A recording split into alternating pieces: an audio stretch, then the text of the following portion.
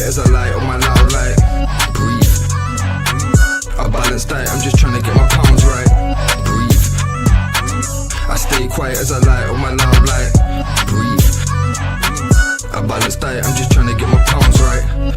Shouts all on my team, I need more than a mattress support in my dreams. Could grab a few Z's like I'm falling asleep, but I don't wanna wake for the morning. Grief, breathe, tears drop to the formula. See a broke heart, but it's worn in my sleeve.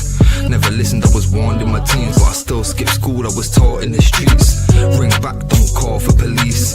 Stand tall, don't fall for the beast. Got issues with trust, so I'm born to believe. We've been a victim of love and now we're caught in it deep. Breathe. Yes, people, what's happening? What's happening? And welcome back to Gav Goes In. What's happening here? Sorry, guys, my bad. I don't know what's going on there. I don't even know where Fitz is gone.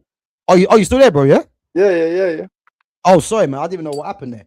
The Guys, team builder disappeared. What? The team builder disappeared, innit? That fucks everything up. Yeah, it's always the way, innit? You know. But yeah, guys, big up to yourselves. Big up to Lumi Rain. Big up each and every time. Big up to Chris as well for coming through. And guys, we are back again with our major teams from all over the leagues, you know, and doing the all-time 11s. Now, this one here, yeah, I'm telling you this now. This has probably been arguably one of the most challenging because they have got so many bad boys to put in this team, and we've added in, you know, players that are actually playing now, in it. So again, you guys are going to need to help us, you know, devise a formation, devise a lineup as well, because I'm pretty sure, yeah, we're going to get some wrong, because I've tried this about 5 times, yeah, and there's probably, I would say,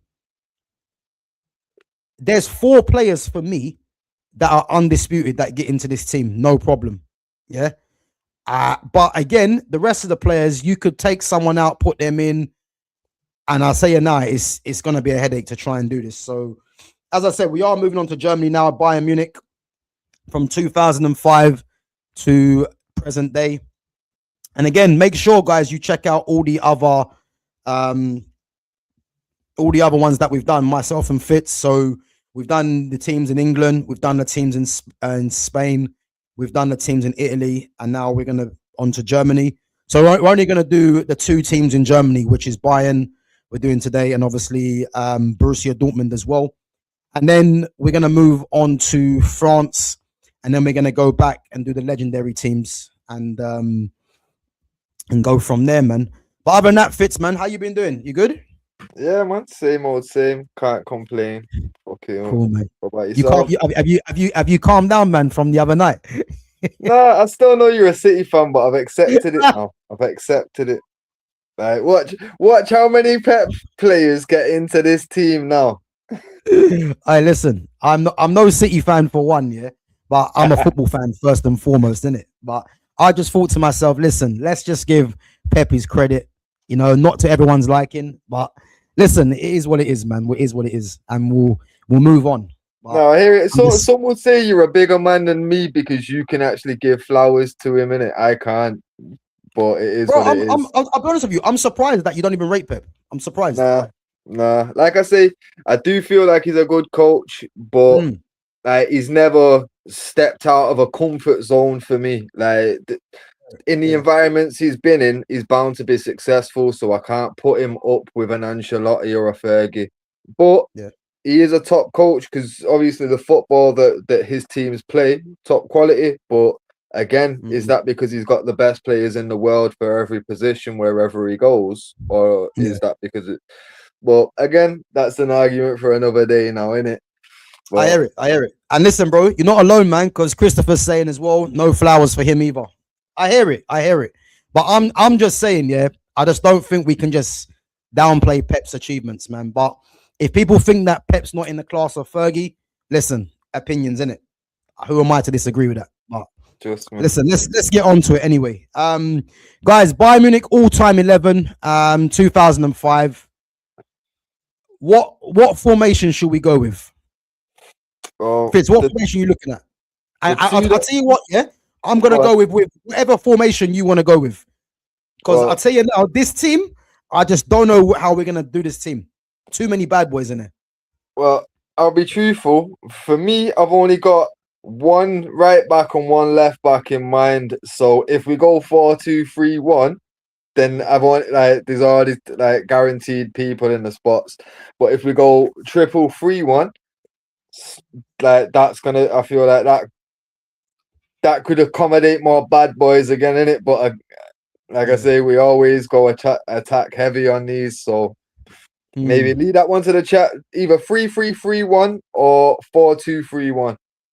Let me put it in the chat. Chat, let us know what formation should we go with Bayern Munich's all-time team. I'm gonna put it in the chat now. What formation?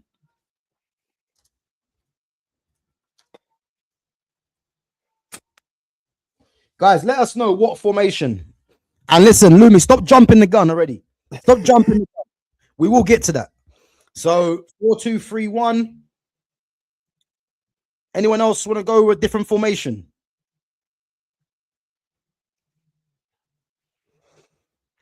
Anyone else want to go with a different formation? Because I'm happy to go with whatever. So Lumi's saying need wingers for my players.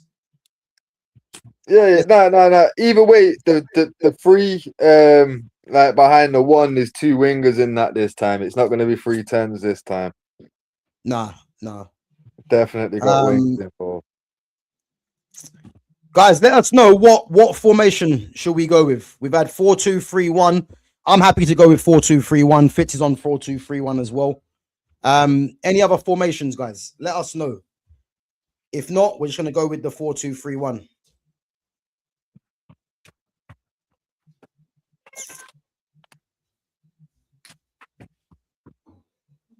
Yeah, Lumi's saying 4-2-3-1 as well.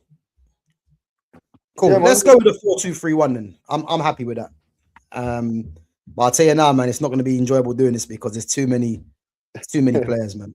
Too many. All right, let's change this formation.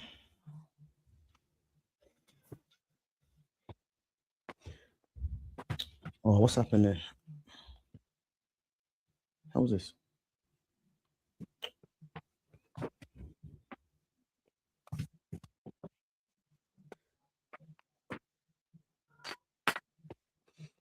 Right, so 4-2-3-1, yeah. Oh, what's that means?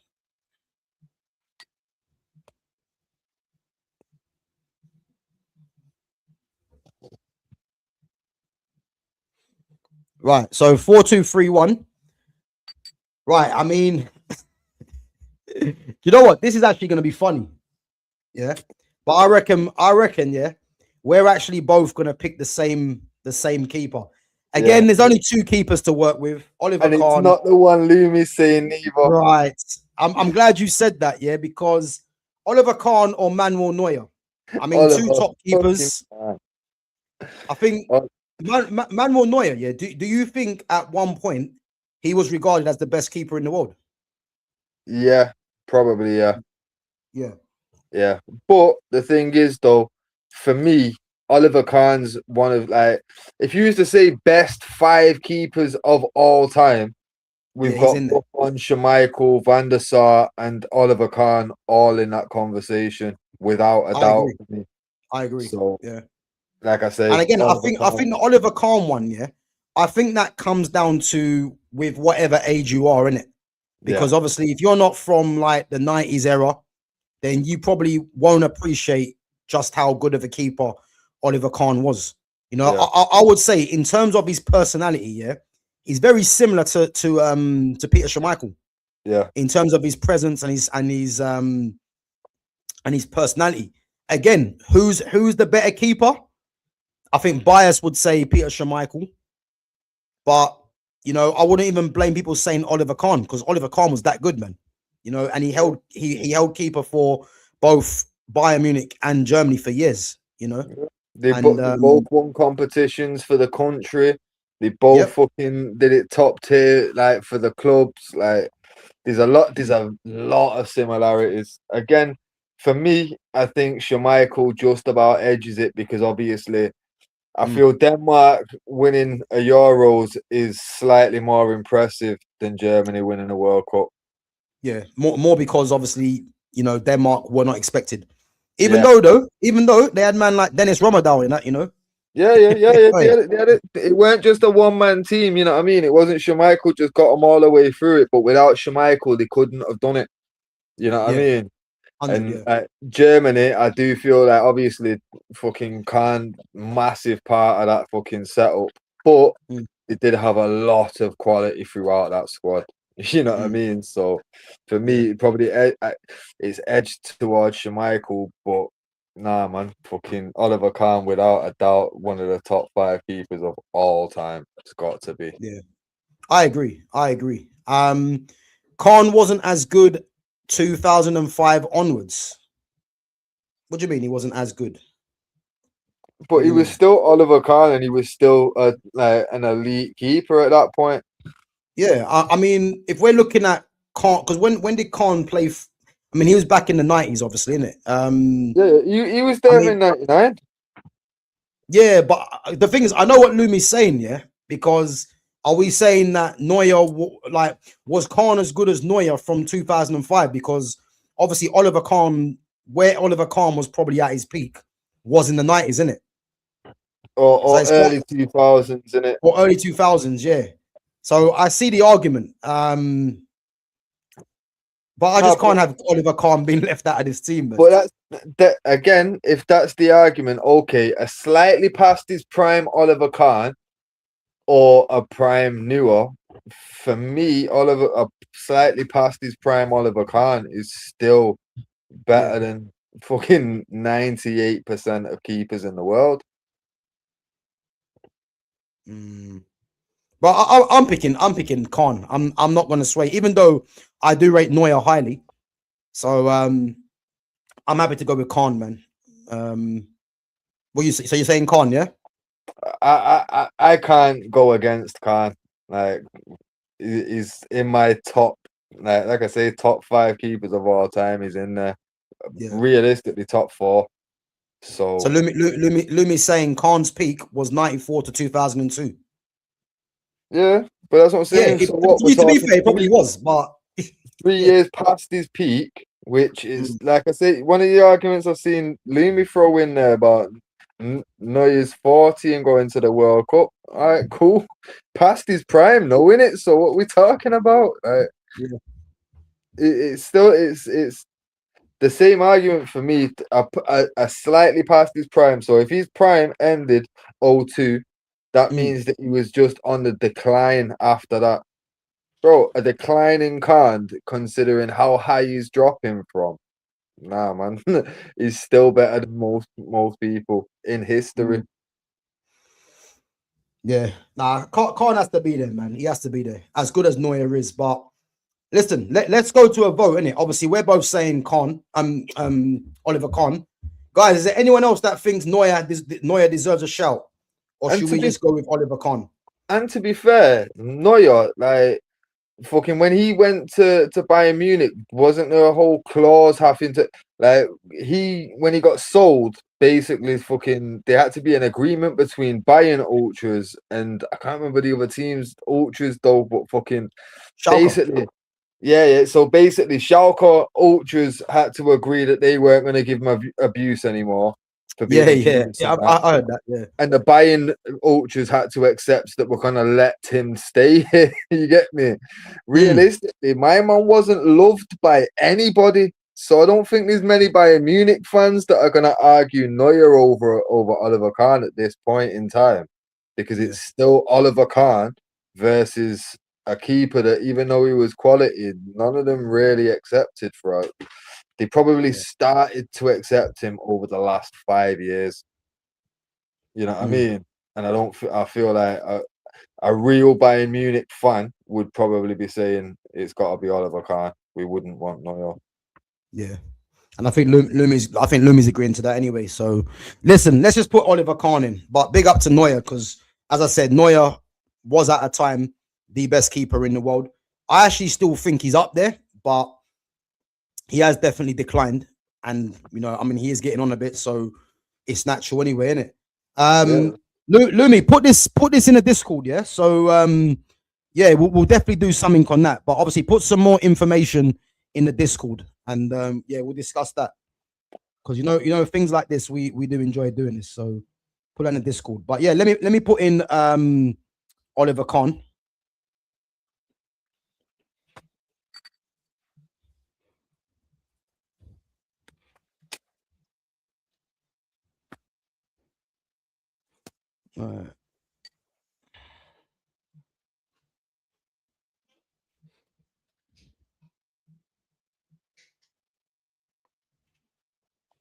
Right, so Oliver Kahn's in goal, yeah. Now, I think in terms of the fullbacks, yeah, I think the fullbacks is the easiest part to pick, you know. And let's just go to right back because and just get this out the way. Because I mean, the thing is, I put 3 players. I could have put Rafinha, but I didn't put him in there. But Willie Sagnol, Benjamin Pavard, and Philip Lahm, man. And I think Philip Lahm, for me, is one of the greatest fullbacks to play the game for me. And with Philip Lahm was a right-footed left back. For me, I hated seeing him play left back personally because I just like to see right-footed fullbacks and then left-footed fullbacks on the same on that side, innit? But yeah, Philip Lahm for me, I think this is the easiest pick out of all of it, and he definitely goes in at right back. You got any problem with that, Fitz? Not a single one, but I do feel like we might have a difference of opinions for left back. Yeah, but bro, I've already sussed this out already, and this is a part, yeah, where it was obviously it's between 2 players for me, yeah, but notable mentions, yeah, have to go to. Well, for me, it's between 2, yeah, but I reckon you're gonna throw a spanner in the works, yeah. So notable mention to, if you remember Marcel Janssen, remember him? Yeah. And he was a bad boy. And I tell you what, yeah, I used to sign him on Football Manager as my first left back. And I believe I got him from Borussia Mönchengladbach as a signing from Mönchengladbach before he went to Bayern. And to be fair, he was a very good left back. But if we're being serious, it's between Alphonso Davies, David Alaba, and Vicente Lizarazu. Yeah? And I reckon you're going to go for Lizarazu. Yep, I knew it. Yeah. So again, this is where we're going to have some discourse, yeah, because Lumi's saying Alaba, yeah? And I think Alaba has to be there, but it's like, can we leave out Alphonso Davies? We can for Lizarazu, yeah. What the fuck are we talking about? Okay, so if we're saying it's between 2 players, you're saying Lizarazu and Alaba. Yeah, and Lizarazu's a World Cup winner. Right on cue, Christopher. Big up. Ooh, you know what? Yeah. Bro, but can we leave out Alaba? Really? Lizarazu was a bad boy. He was, but I don't know, man. Alaba was sick though. Obviously, Alaba was a midfielder as well. It's recency bias, that's all, bro. I'm telling you now, if Alaba was around the same time as Lizarazu, it would have been Lizarazu starting. I'm telling you now.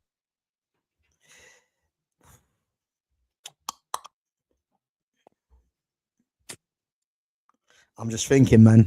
That French like back 4 of Lizarazu on the left, Thuram on the right, and then you had fucking Desailly and Blanc in the middle. Bro. Dangerous, isn't it? Ridiculous. Dangerous. Then you've got man like LeBeuf and that can step it. Like, bro, it was fucking naughty, man. Like that, nothing comes close to that other than like I say, maybe Italy. You know what? No, bro. Listen, that defense was illegal. Let's be honest. And they had Bartes in goal, innit? I thought Bartes was decent as well. But you know what? The original ball playing defenders, that man, ball playing keeper showing. Yeah. Barthez was ridiculous, but he used to get a lot of criticism, especially at Yeah. United as well. Because he wanted to play a sweeper. He didn't want to use his hands. He's a dick. Yeah, eccentric, isn't it? Bro, you know what? Let's see. Look, Lumi's thrown a spanner in there. Yeah, Alaba, and I'm some part of me is siding with Alaba as well. Listen, Lizarazu was good, but I just don't. I mean, if we're not picking Alphonso Davies, he's been ruled out. Yeah, I think Alaba has to be in with a shout, man. But that's what I'm saying. For me, nah. At most, maybe I'd throw him left-sided centre back next to my number one choice for centre back. But Yeah, that's I know who your number one is as well. But that's what I'm saying. It's gonna leave out a name that you don't really want leaving out, neither. But yeah. The way this is working out, is making me laugh because I had a feeling it was going to come down to this. You know what I mean? Mm-mm. Listen, let's just go with the majority in it. So you're saying Lizarazu, yeah? I'm slightly swaying towards Alaba at left back. Lumi's saying Alaba, so that's 2-1. But Lumi's saying it on the basis that Alaba was the best left back in the world at one point. But put it like this: if Alaba was around when Roberto Carlos was around, like Lizarazu was, it'd have been second best, like Lizarazu was. You get me? Yeah, like, I hear it. You know what I mean? Putting him number one left back in the world in a world full of shit left backs doesn't mean shit to me. But number two, right behind Roberto Carlos. That's top tier, that, you know what I mean? Because like you say, Maldini wasn't a natural, he wasn't meant to be a left back, you know what I mean? So he wasn't, them times he was playing centre back. So realistically, the best left back in the world was Carlos, followed by Lizarazu. If Alaba was about them times, Alaba would be like third or fourth best in the world. All right, do you know what? Lumi made a good point there, though. He was the best left back when Marcelo was good. Was he the best left back when Marcelo was he the best left back when Marcelo? To be fair, Marcelo was number one left back for me, but Alaba was up there. And the thing is, though, if you're comparing Alaba and Lizarazu, yeah, what would you say that Lizarazu had above Alaba? I'd say he was He was an actual better defender than Alaba. My man could track back. Bear in mind the wingers that Lizarazu had to fucking deal with, bro. Yeah, you know what I mean. He was dealing with fucking the likes of Rivaldo and them. You know what I mean, like, bro, you've got serious problems when you're dealing with fucking winning the World Cup '98. Fucking winning the Euro in fucking 2000 and that. Like, think of the wingers these times, bro. Lizarazu was handily dealing with shit. You know what I mean? For me, like, Alaba, he's always been a quality left back, but for me, I'd put more faith in Lizarazu as obviously defensive work first, innit? We've had this before. Defenders, I want you to defend first, innit? If you can attack as well and get the balance right, perfect. But fuck that, first things first. Who's the better defender? No, what would you say Alaba does better than Lizarazu? I think athleticism, he's got over him.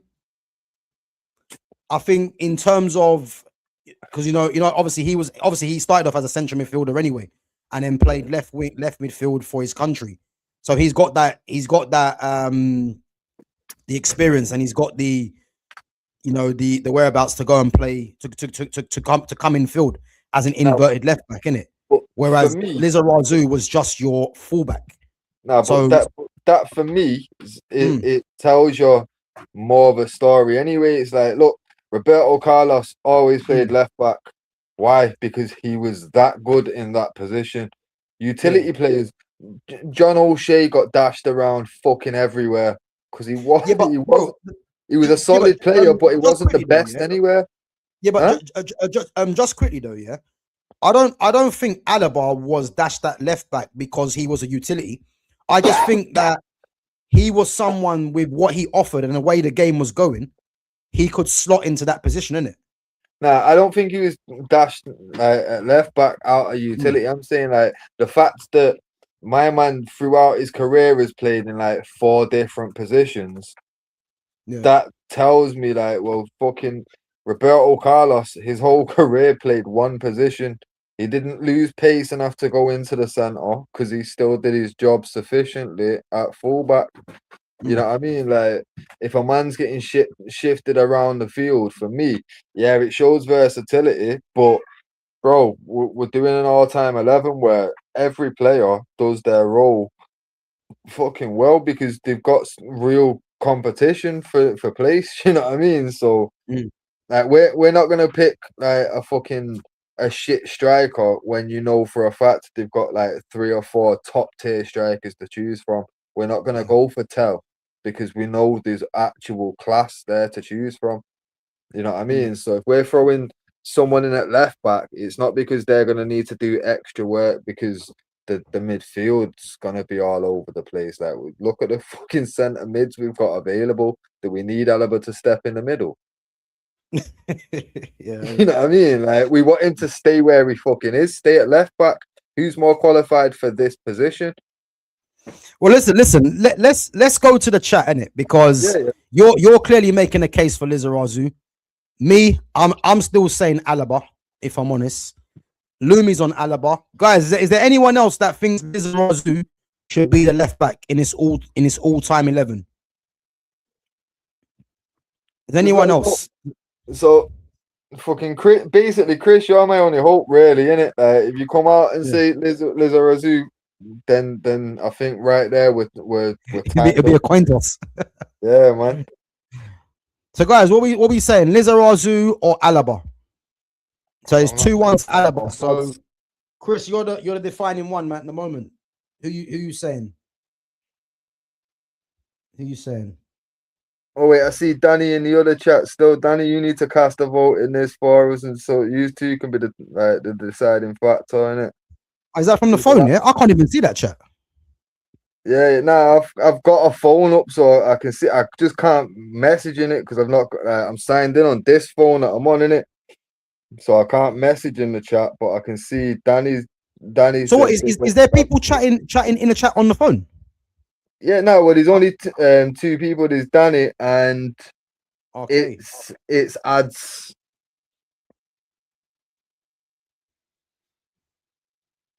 Well, it's quiet in that side still.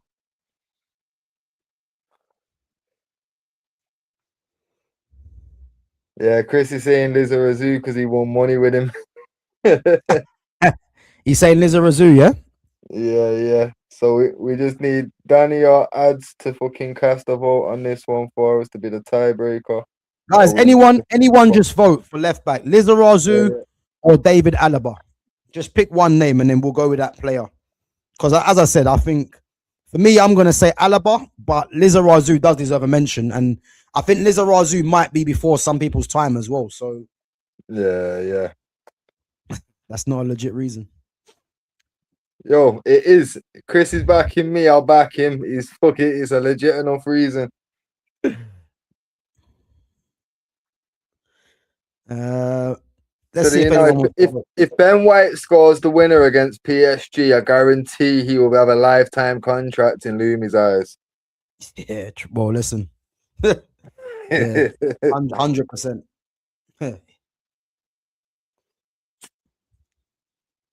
Who's this? Guys, anyone want to vote? No? Might have to be a You're gonna hide. You're gonna hide in the background.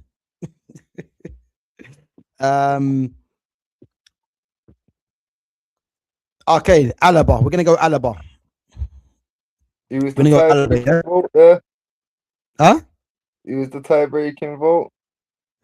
So he's given his team in here. So he's put Alaba left back. So let's go with Alaba, innit?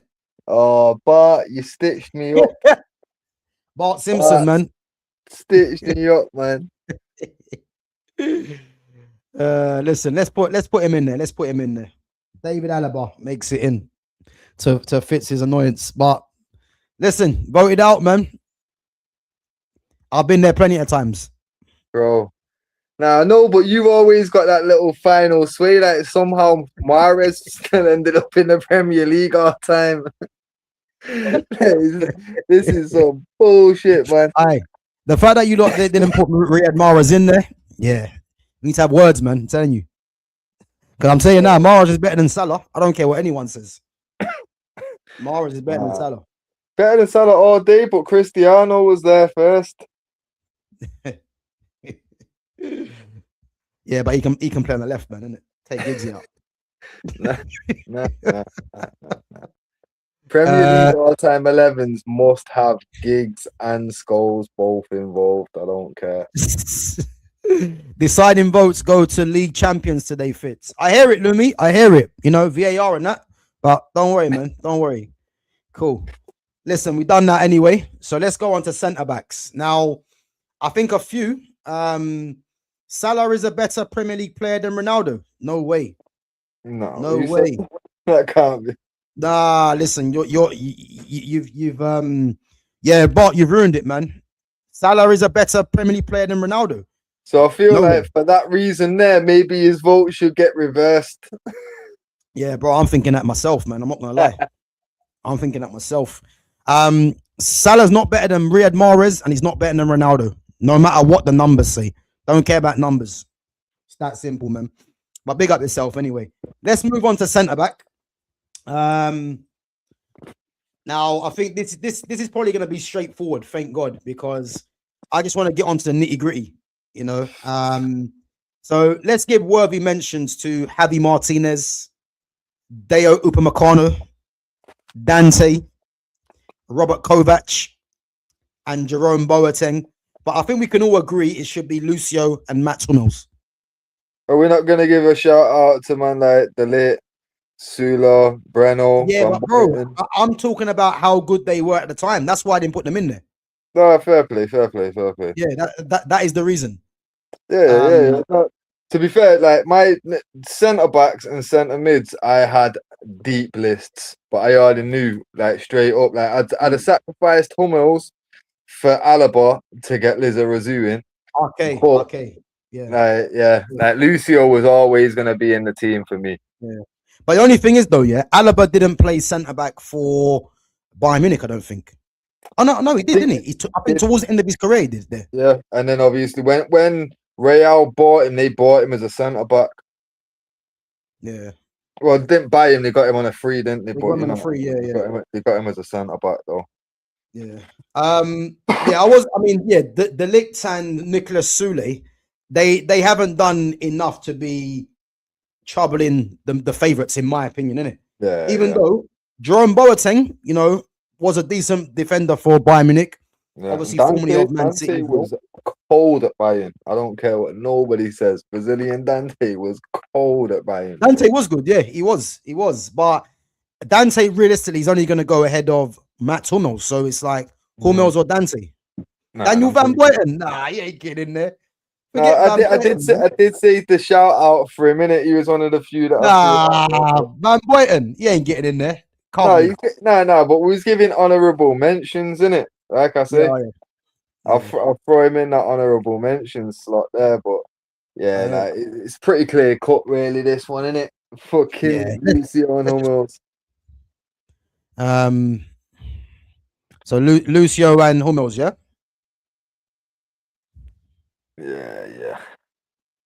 Yeah, I'm happy with that. Oh, he's got one of them names, isn't he, Lucio? Oh yeah, 1 second. What was it before?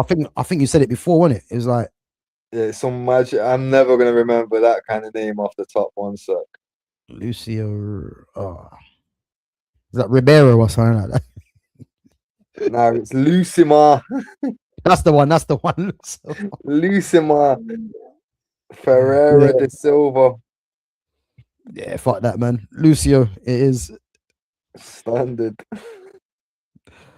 At least them Brazilians know the trick by now, innit? Like, nah, fuck Yeah. this. Just give them one name, they can't fuck up. Where's Matt Hummels? He's not in there either. This game's taking the piss. Nah, Game? Hummels has got to be there. He's not even in there, so it's One fine. sec, Them because ones. that Mats might be fucking short for fucking Oh Matisse. yeah, yeah, it might be that in it. Let me. One sec. He's already there. Let me see. Bro, No, let me yeah, just delete this. Mateus Oh, no. One sec.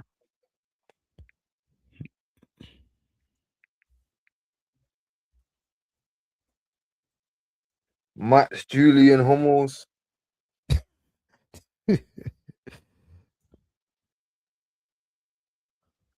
No, he's not even coming up.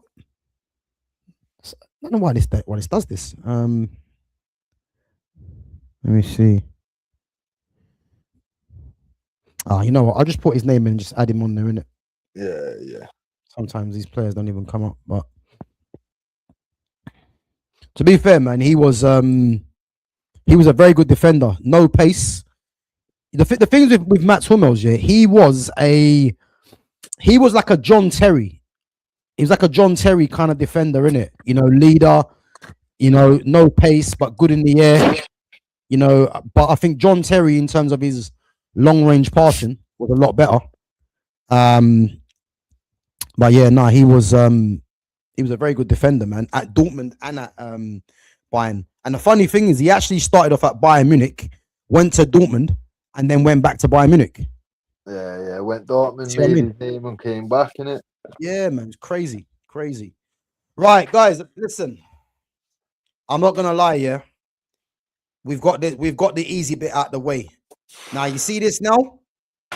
I've been suffering a headache all day, man, with this because, bro, I just don't know. Well, what the thing is, yeah, there is one midfielder for me that is in there, and I'll tell you now, I'm arguing with anyone if you don't want to put him in there. Yeah, I'm seeing some names in the chat. Yeah, listen, there's some wild names. Roque Santa Cruz. Yeah, he ain't getting in. I'll tell you that for free. Yeah. Schweinsteiger, Ballack. I'm gonna put it out there right now, yeah. And I would argue this with anyone. Thiago Alcantara goes straight in. Straight in. It's Thiago Alcantara and someone else. I'm sorry. Fitz, you cool with that, yeah? Cool, man. I'll put him in.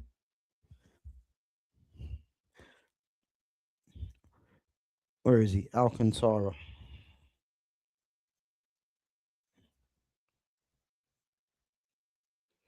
You see this guy here, yeah? La Masia. Come through at Barcelona. And the thing is with Thiago, yeah, the only reason he wasn't a regular for Barcelona back then. Nah, listen, Lumi, it's non-negotiable. I'm sorry, it's non-negotiable. This one, listen, it's non-negotiable. You can do all you want to do. Champions, this VAR. Listen, it's non-negotiable. This one, he is in there easily. It's the easiest pick that I'm gonna do because you see this guy here, yeah. In terms of ability and talent, modern day midfielder Paul Pogba is the only one that I would say is above this guy in terms of the attributes. He was that good of a footballer, Thiago Alcantara. Listen, Mario Götze was one of my favorite players, but Götze doesn't get into this team. We'll discuss Dortmund next week.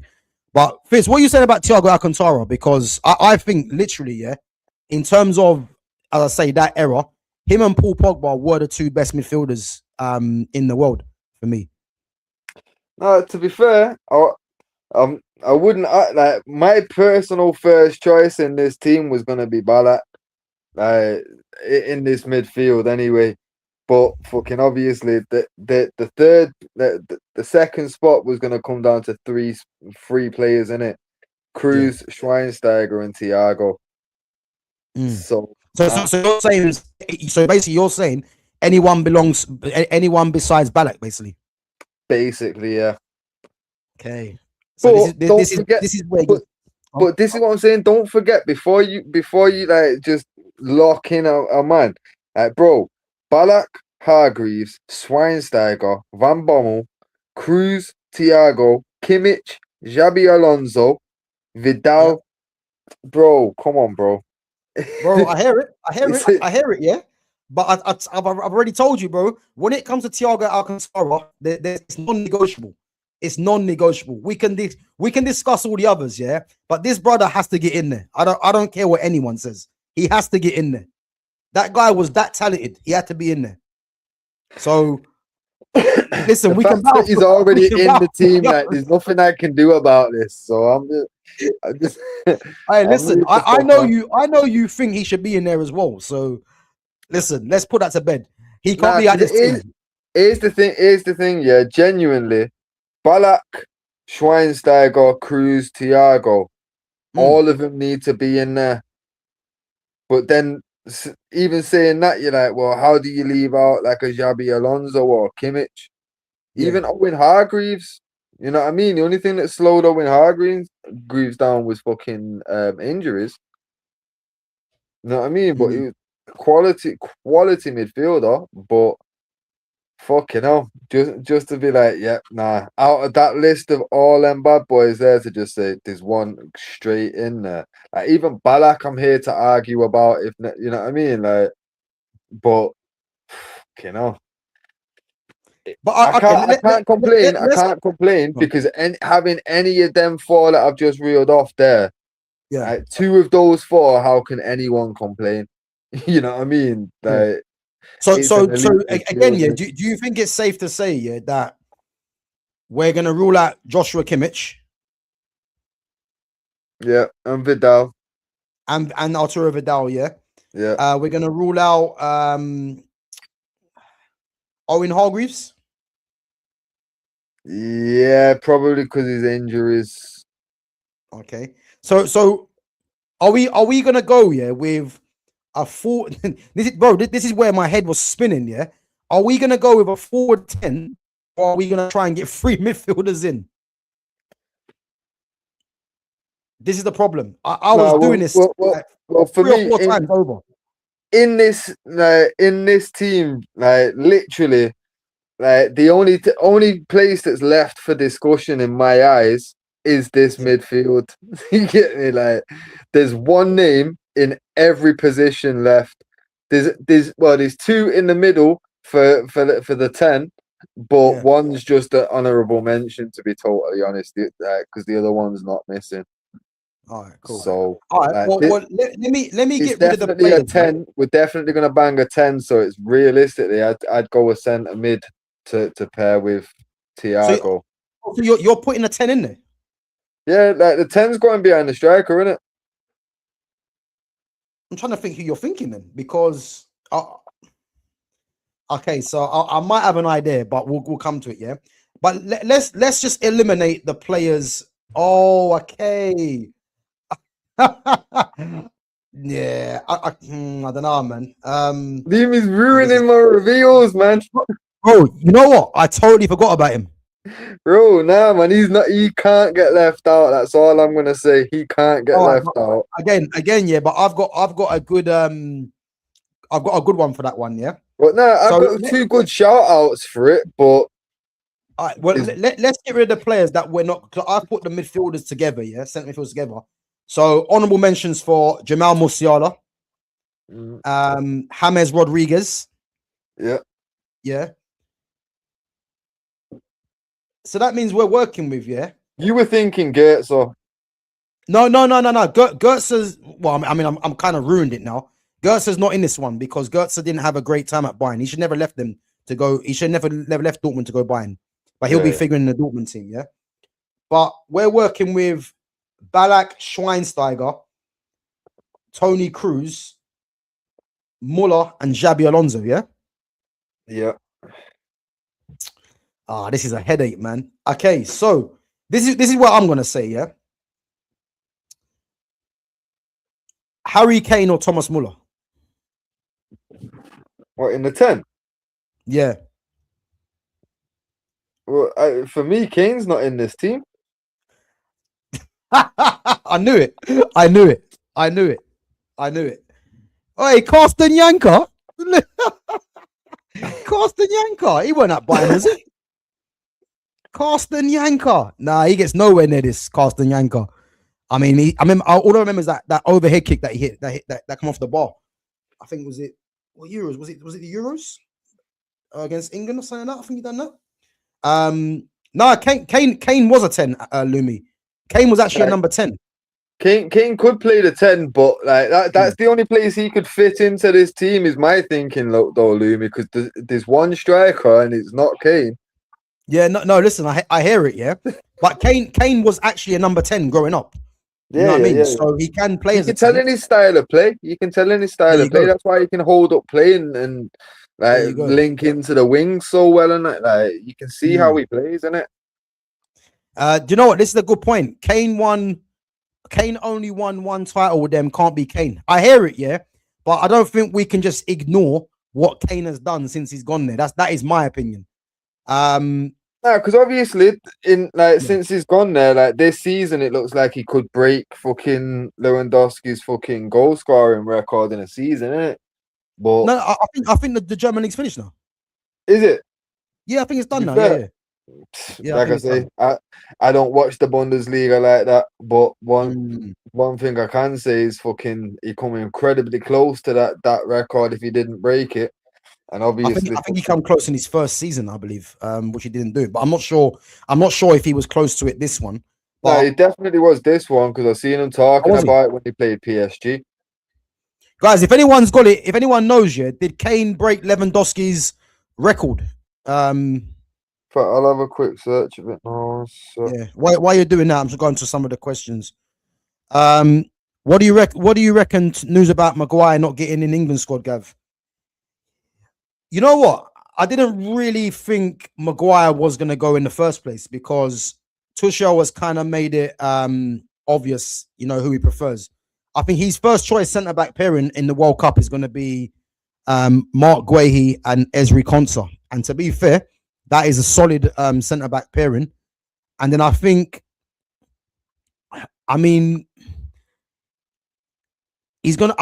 he probably takes Dan Burn as well. Someone that can play centre-back and left-back. Oh, look, Ronaldo won the Saudi Pro League. He won the Saudi Pro League. But I reckon that was a bit of a setup, innit? But yeah, no, I think Kane broke that record, by the way. He broke it, yeah? Yeah. Okay. Big up Harry Kane, man. That guy's a monster. But yeah, listen, I think I think Harry Maguire not going, it's not really a surprise. The only reason I thought Maguire might have gone is his experience and the fact that, when push comes to shove, they might want to chuck long balls into the box and try and use his aerial ability in it. But again, he's not been chosen. Ivan Toney's in there. Levi Colwell has not been included as well, which ain't a surprise. But again, I don't know why it's coming out now, because didn't they say that they're going to announce it tomorrow?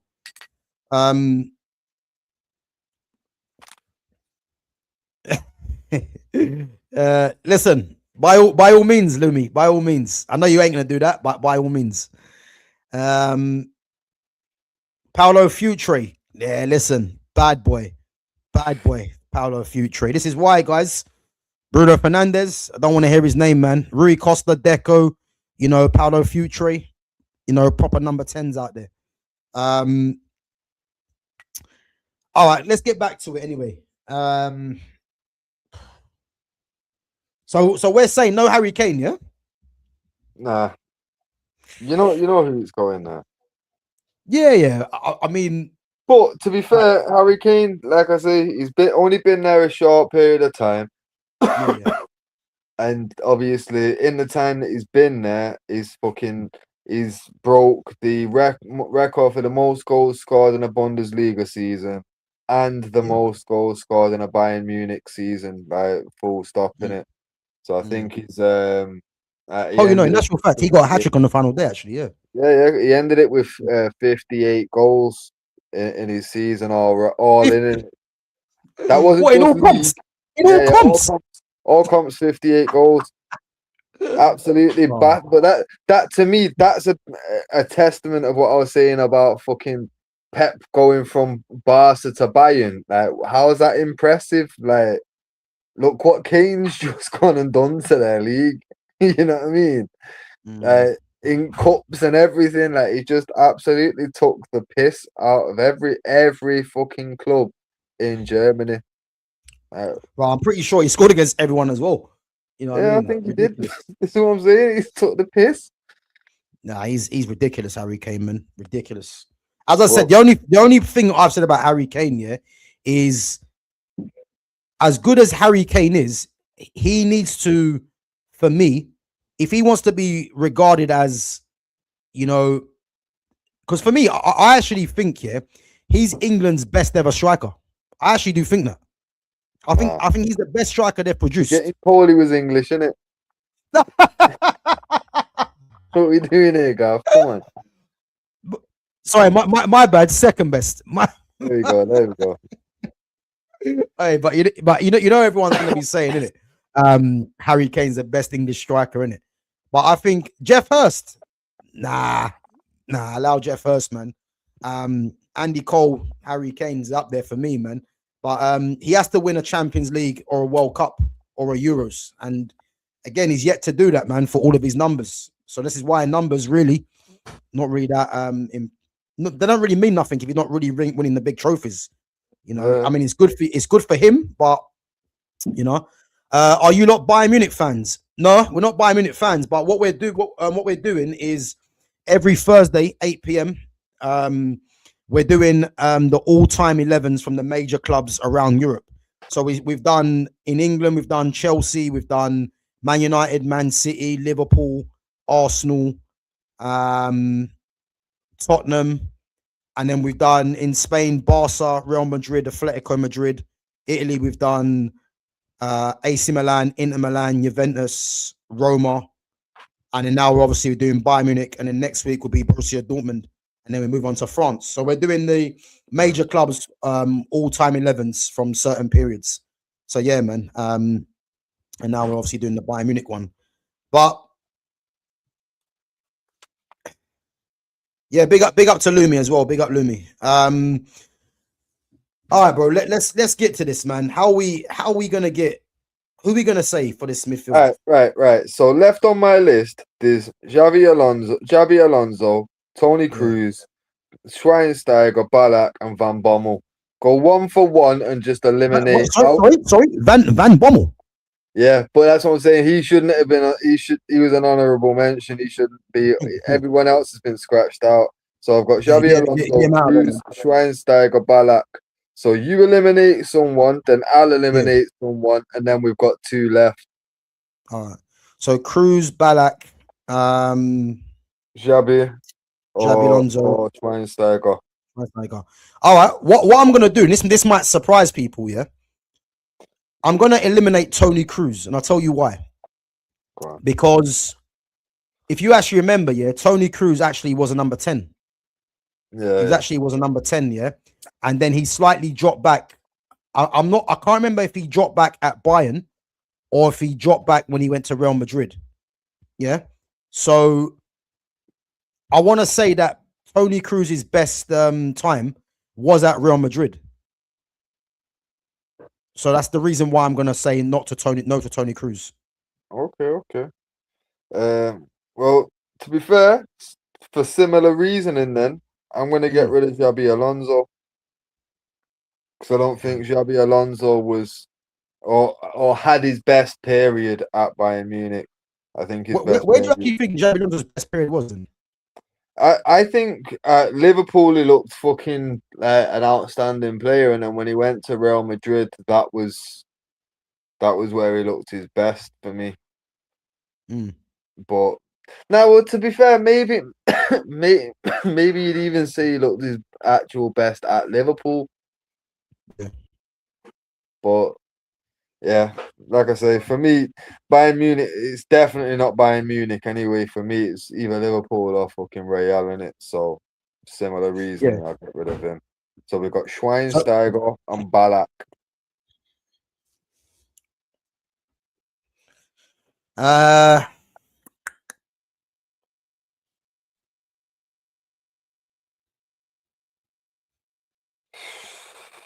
This one's difficult. Schweinsteiger or Should we Ballack? should we rule out Ballack because he come from Bayer Leverkusen? I was thinking he was going to say because he went to Chelsea, and obviously Schweinsteiger that went as to well. United. That as well. So, Yeah. but I don't know. You Ballack know was what? just cold. I'm gonna say yeah. I'm gonna choose Ballack. To be fair, like even with the United bias, I'm still leaning towards Ballack myself. Yeah. You know why? Yeah. Back in the Football Manager days, man, he used to destroy me. that guy. He Yeah, was no, deadly for Ballack, midfield, man. So yeah. Ballack was naughty, man. Guys, we're gonna go Cold. with Ballack, yeah. Ballack and Thiago Alcantara. Is there anyone in the chat that wants to disagree? Yeah, Owen Hargreaves is very good, but this midfield was tough. As I said, I had about 4 or 5 different teams, but it's non-negotiable for me with Thiago Alcantara. I'll tell you that for free. So yeah, Ballack for me. Anyone else think that it should be someone else other than Ballack? Schweinsteiger was better. Hassan Salihamidzic. Nah, he's not getting in this team. No way. Neither is Hamid Altintop either. So let's rule them guys out. They're not getting in this. Schweinsteiger was better than Ballack, you know. It's not a bad shout, to be fair. So what you're saying then? You're saying that Schweinsteiger should be in this? No. But yo. Same guys said you're not seeing Teddy Sheringham striking for England. Come on now. Yeah, there's levels to this. Can't be so wild, man. There's levels to this, isn't it? There's levels. Yeah, I'm gonna say Ballack, bro. I'm gonna say Ballack. I mean, there's nothing in it really, but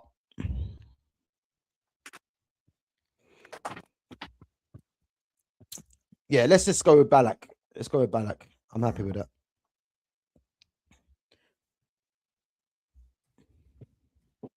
I think a lot of these players as well, man, are often forgot about, innit? Trust me. To be fair, these going through the other day to get this list together, I didn't realize that. Obviously, they've always had strong teams, but how many absolute top tier midfielders and defenders these men have had is ridiculous. Yeah, man, I'm telling you. Even some of the guys, there was guys that I didn't even include in the list, but these guys were actually good defenders when you think about it. Like a guy called Thomas Linker. Yeah, he was decent, but again, there's levels to this. You know what I mean? Yeah. There's levels to this, but you know what? Yeah, I know we're gonna put Thomas Muller in at number 10. Yeah, but one thing I want to say is Thomas Muller was not my type of player. I used to hate watching him play. He looked ugly on the eye. But the one thing with Thomas Muller, was that he was smart for one. I mean, more or less an ever present for Bayern Munich as well. Champions League winner, World Cup winner. And he's one of them players, that he would pop up in moments when you need him to, innit? But I want to reiterate, he was not my type of player. But I'm happy to ignore that and put him in there. No, 100. I'm not gonna lie. It's not like he was. I don't think he was that kind of player. He wasn't that kind of guy where he made you want to watch the game because what he might do. It was more a case of. It's almost like you see the stereotype with German things like German cars and everything's efficient from Germany, innit? It's almost like he is the embodiment of that stereotype. He was just so efficient. You know what I mean? He did his job. He did his job well, but it's like watching a machine work. It's not interesting to watch, but it'll get the job fucking done, innit? Yeah. So for me, but what he did at Bayern, the legacy that he left there, fucking he can't get left out of this, innit? Obviously, as a 10, I'd much rather have a fucking Raquel made. You know what I mean? I'd prefer to watch that kind of 10. all day. Yeah. But I think Thomas Muller is very much like Philip Lahm, innit? These guys were like stalwarts of the club, innit? yeah, you In a can't sense. leave these man out. You know what I mean? Like these Yeah, man are. yeah, It's like us putting together United one and leaving out Scholes. Like you more or can't less, do it. yeah, You know what I yeah, mean? Like it depend like pretty much any era that we're gonna focus these kind of fucking teams on or in. Yeah, you can't leave Scholes out unless it's after his retirement because he was that key to the team, and that's yeah, Muller in it. Uh, yeah. No, 100%, man. He just wasn't my type of player, man. I'll be honest. yeah, But yeah, he was reliable, man. That's what I will tell you. yeah. Um, yeah, that's what I will tell you, man. Teddy Sheringham was a great footballer. Yeah, he was. He was a very good footballer. But um, yeah, listen, and Andy Cole, Kane, But no, but this is was the he that thing. level? Well, players like Teddy Sheringham and Alan Shearer, yeah, they were great strikers, but when they were afforded every single opportunity, Mm, despite not winning and falling short in many competitions and still sticking with this same partnership for England, it wasn't the one, clearly, because our golden generation did fuck all. Our golden generation reached the fucking yeah, quarter final occasionally, you know what I mean? And maybe that's because we had guys like Teddy Sheringham constantly getting caps instead of giving it to a Matt Letitia or an Andy Cole. You know what I mean? Like, yeah, I'm not a fan. I'm not a fan. I grew up a United fan. He was he was there throughout my childhood. You know what I mean? mm, Never yeah. really liked him, and then years later found out it's because he's a cunt. You know what I mean? Like really, Who's Teddy really, Sheringham? yeah. Like Teddy Sheringham's actually a twat. You know what I mean? Like Bro, when you listen, hear the stories yeah, and everything, you're like, yeah, he's an absolute dick. But yeah, that's yeah, why as a kid he probably didn't like connect with me because I could sense mm, I remember one time, like, 'cause you occasionally around Manchester, you will see the odd player getting about in it. And back in the yeah, day, I remember seeing him in his red Ferrari in it at the traffic lights. mm, My mum wouldn't even look over. Like me and my brother are in the back seat shouting, banging the window. This prick's not even looking in our direction. You know what I mean? So like, little mm, things like that. Nah, I can't rate him too highly. What he did on a football pitch was decent, but yeah, I'm not gonna rant and rave and talk like he's the best thing that ever fucking England ever produced because nowhere close. yeah. And for the role that No, he bro, I played, hear it, man. I can think of 10 better players for the role he played. Like, yeah, he was more of the 10 out of the two strikers. All right, Yeah. cool. Matisse, why the fuck's he only got like 15 caps or some shit? It's a disgrace. Mm. You know what I mean? Yeah, no, I agree, and even like obviously when I was back in the academy at Tottenham, obviously he was in the first team, and I met him a couple of times, and even when you go and kind of try not even speak to him or have some sort of rapport, you can tell he's one of them guys that just wasn't interested in it. You know what I'm Yeah, trying to say? And obviously his son was a year younger than me, I think, as well. And obviously I remember when his son actually first came in. And the funny thing is, his son was actually all right. You know what I mean? Like totally different personality to his dad, really. But yeah, him, I would say him and Peter Schmeichel, yeah, two of the worst people I've in terms of footballers that I've met, like in terms of just rudeness. You know what I mean? But yeah. these are some of the things that you know, yeah, people probably not aware of in it because I think they get too caught up with the player What in they, it. But yeah, what they've seen on TV and stuff. But that's the yeah, thing, like when you mm, do like bump into people, like I say, we used to like my mum used to work in a restaurant in Trafford Centre, and I'd be forced to either go and work with my dad on a weekend or go and sit at the work where she worked in it. So I'd be mm, there all day. Bro, you'd see David Beckham just cutting about early hours of the morning with a fucking school cap on, just making his way to and from places, just getting bits and pieces. Proper down to earth. As soon as he got with his wife, bro, they were getting about with like they got red coats in it, like mad security. bro, he come getting about with like 50 red coats around him. It was like you could tell which one was the dickhead in that relationship because Bex was sound before that, you know what I mean? But then obviously, anytime he was out with her, fucking a million red coats and all that shit, it's like, oh, it's attention grabbing, innit? But you can 100, see what was what in it. So everyone was like, yeah, Bex is all right. But everyone could just see like he was in the palm of her hand, in it. Nah, Beckham was bro. As I said, man, like story that I've told people before, man. I met Beckham before Beckham was Beckham, innit? Yeah, And one of the things that I'll never forget, man, is when as I said, when I went to play against obviously United's academy, like I happened to be with my parents, and we went to McDonald's around the corner, and Beckham just pulled up, bro. And this is when Beckham was Preston Beckham. yeah, You know what I'm trying to say? And bro, I remember he pulled up in some black, I don't know what car it was, yeah, but it was just some normal black car, man. And I tell you now, one of the most nicest people, man. Like literally just went over to him, had a conversation for like 5 minutes, and like you'd have been like you've been speaking to him forever. You know what I mean?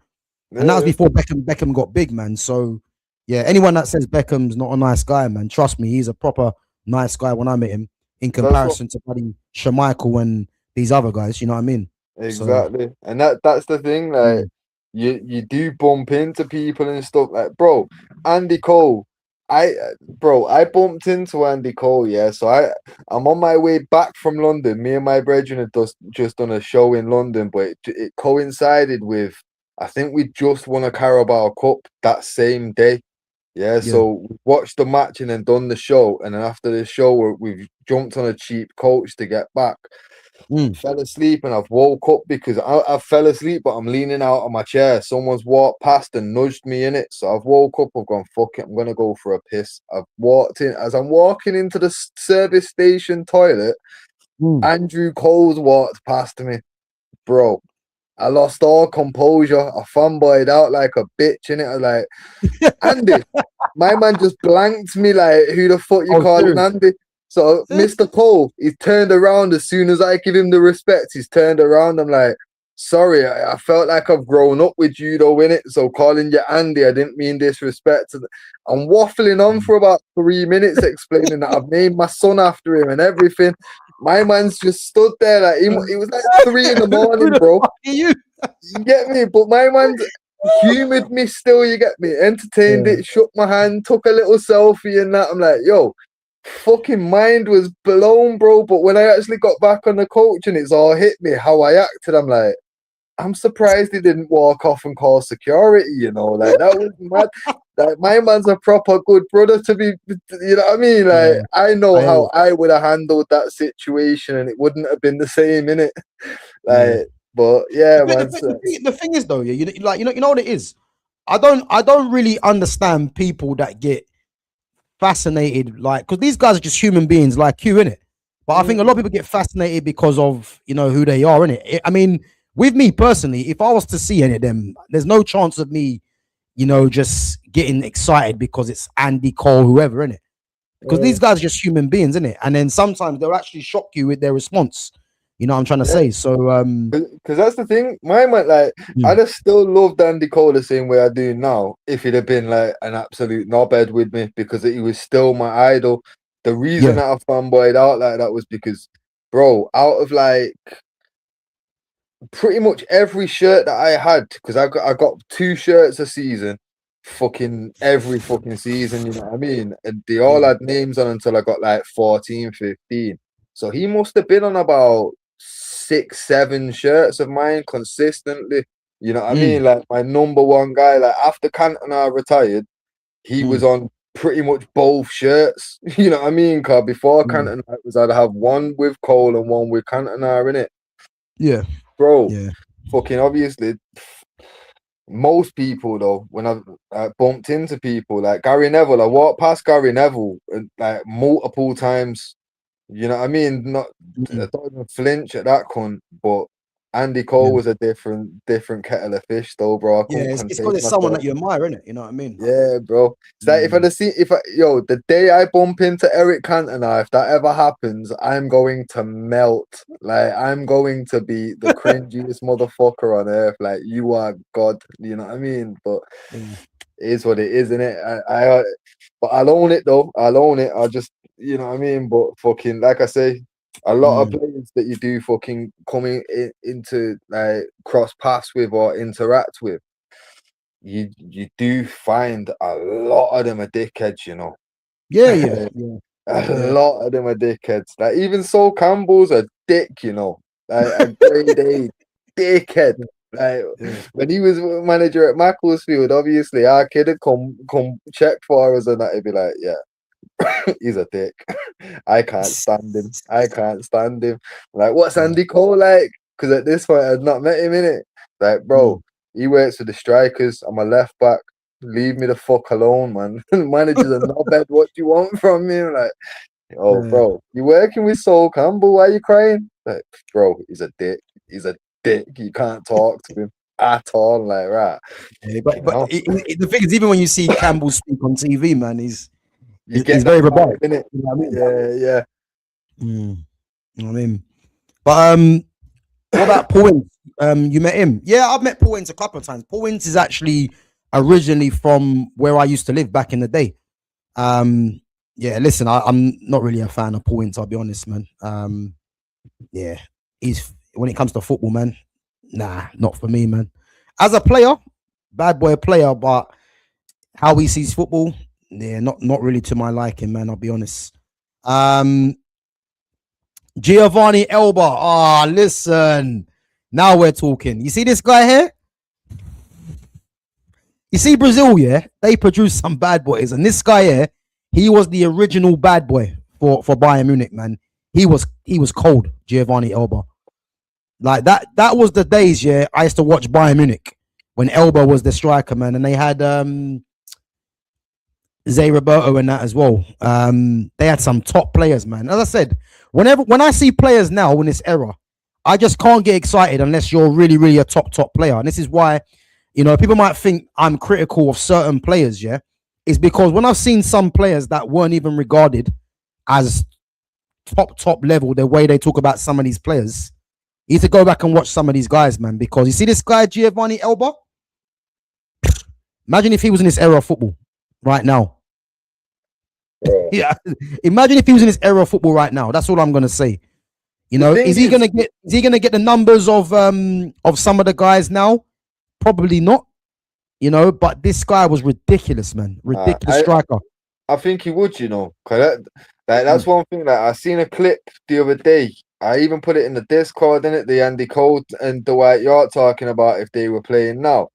And they like what they touched on. I know like a lot of man talk about fitness and whatever, but yo, these man used to get kicked the shit out of on a weekly basis. Nowadays, that's a red card.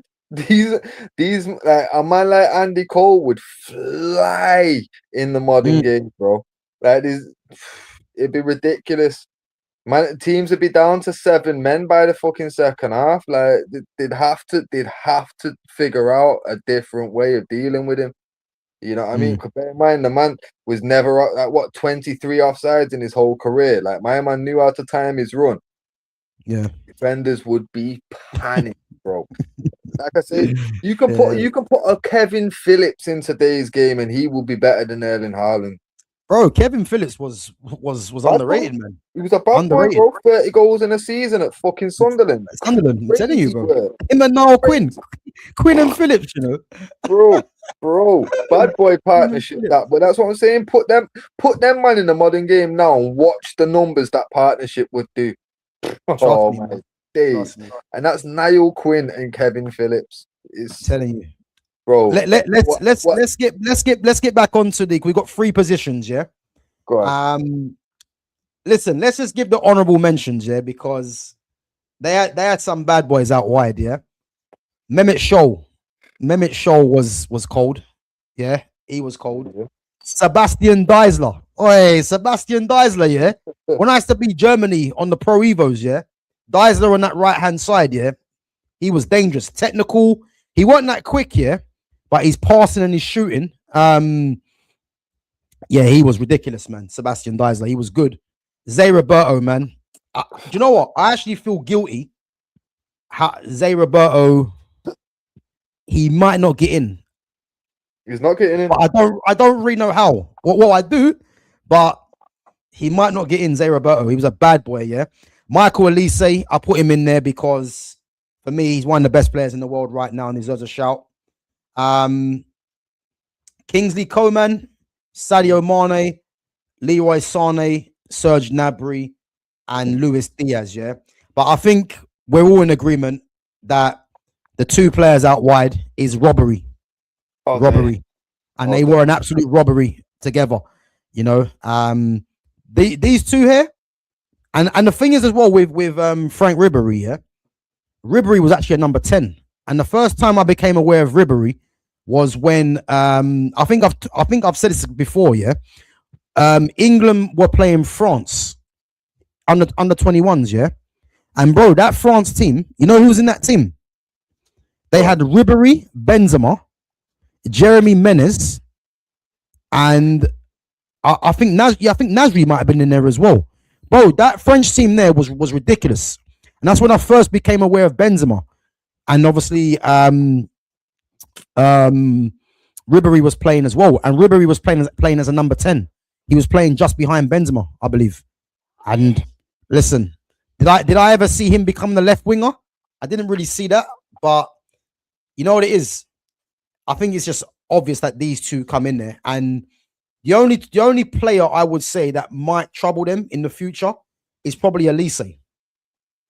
But then again, the level's high in it. And Elise has to be doing it, you would say, for another 2-3 years straight, taking Bayern Munich to winning Champions League, in my opinion, innit? But what do you reckon, bro? You reckon Ribéry and Robben? Definitely?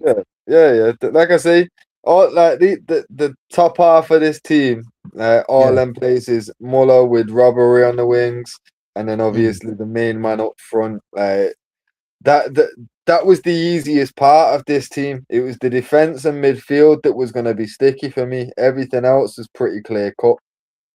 I hear it.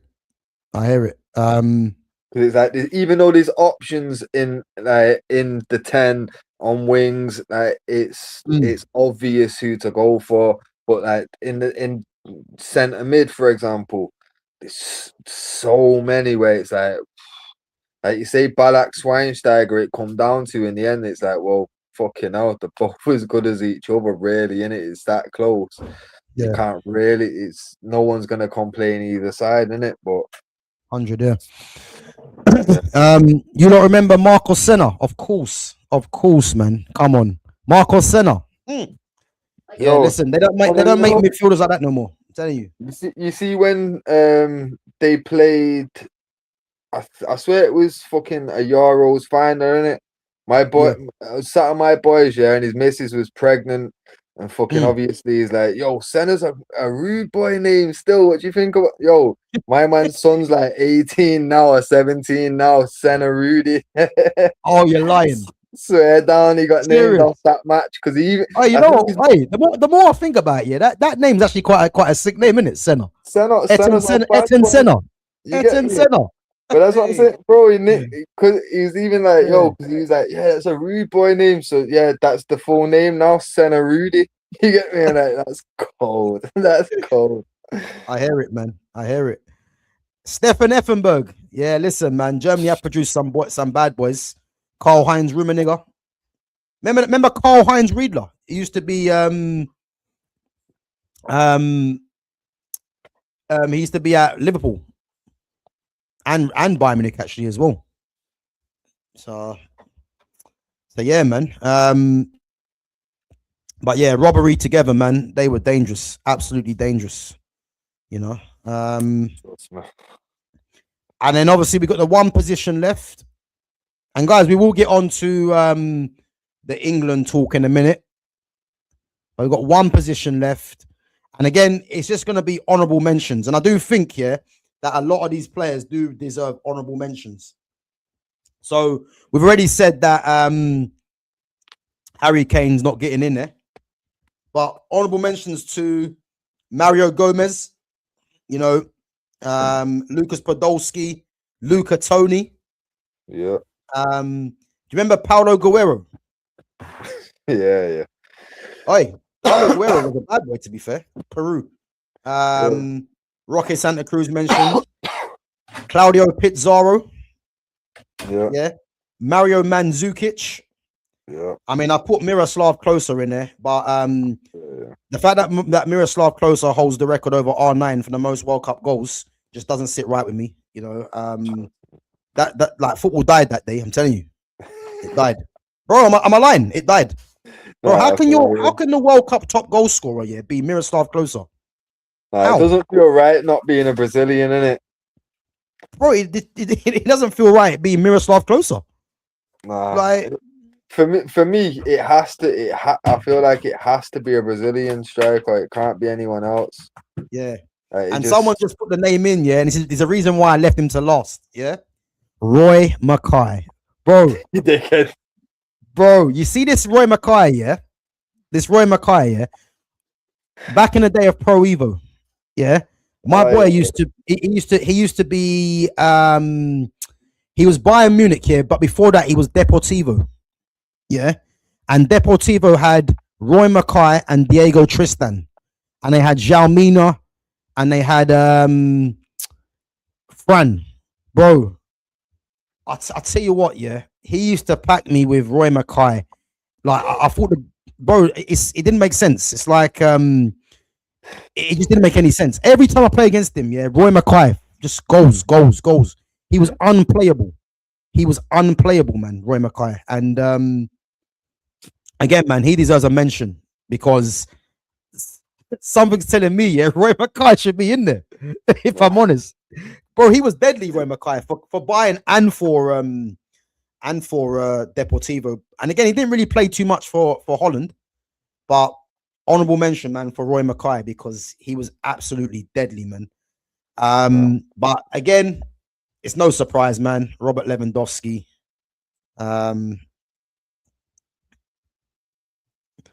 But bro, why would you say Lewandowski ahead of Kane? Just for argument's sake. Well, if we're just taking them player for player, there's not actually much in it. But obviously, Lewandowski for how long he was there, everything that he did,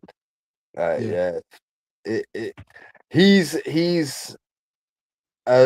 was like a step away from what Muller and Lahm are to Bayern Munich. You know what I mean? He was that close to being that for them, but I agree. Obviously, there's not actually much in it. Like I say, if you take it player for player, though, because Harry Kane is a top striker, but he's not been there long enough. He's not. In the short time that he's been there, the fact that we can even have this conversation tells you how good Harry Kane is. The fact that in 2 seasons, man's gone there, he's won everything. It's fucking obviously apart from a Champions League, fucking he's broke 2 of the biggest records at Bayern Munich. What more can you ask for in 2 years? You know what I mean? But the one thing I would say though, and it's not taking nothing away from Harry Kane. Do you think he's doing it up against easier defenders? Well, I was going to say much easier, but not much easier because Lewandowski's not that far removed from him. But he's 38. I feel like if you're looking at the time that Lewandowski was at Bayern, Bayern's rival was obviously Dortmund, didn't it? And I feel like Dortmund had a better squad then than they do now.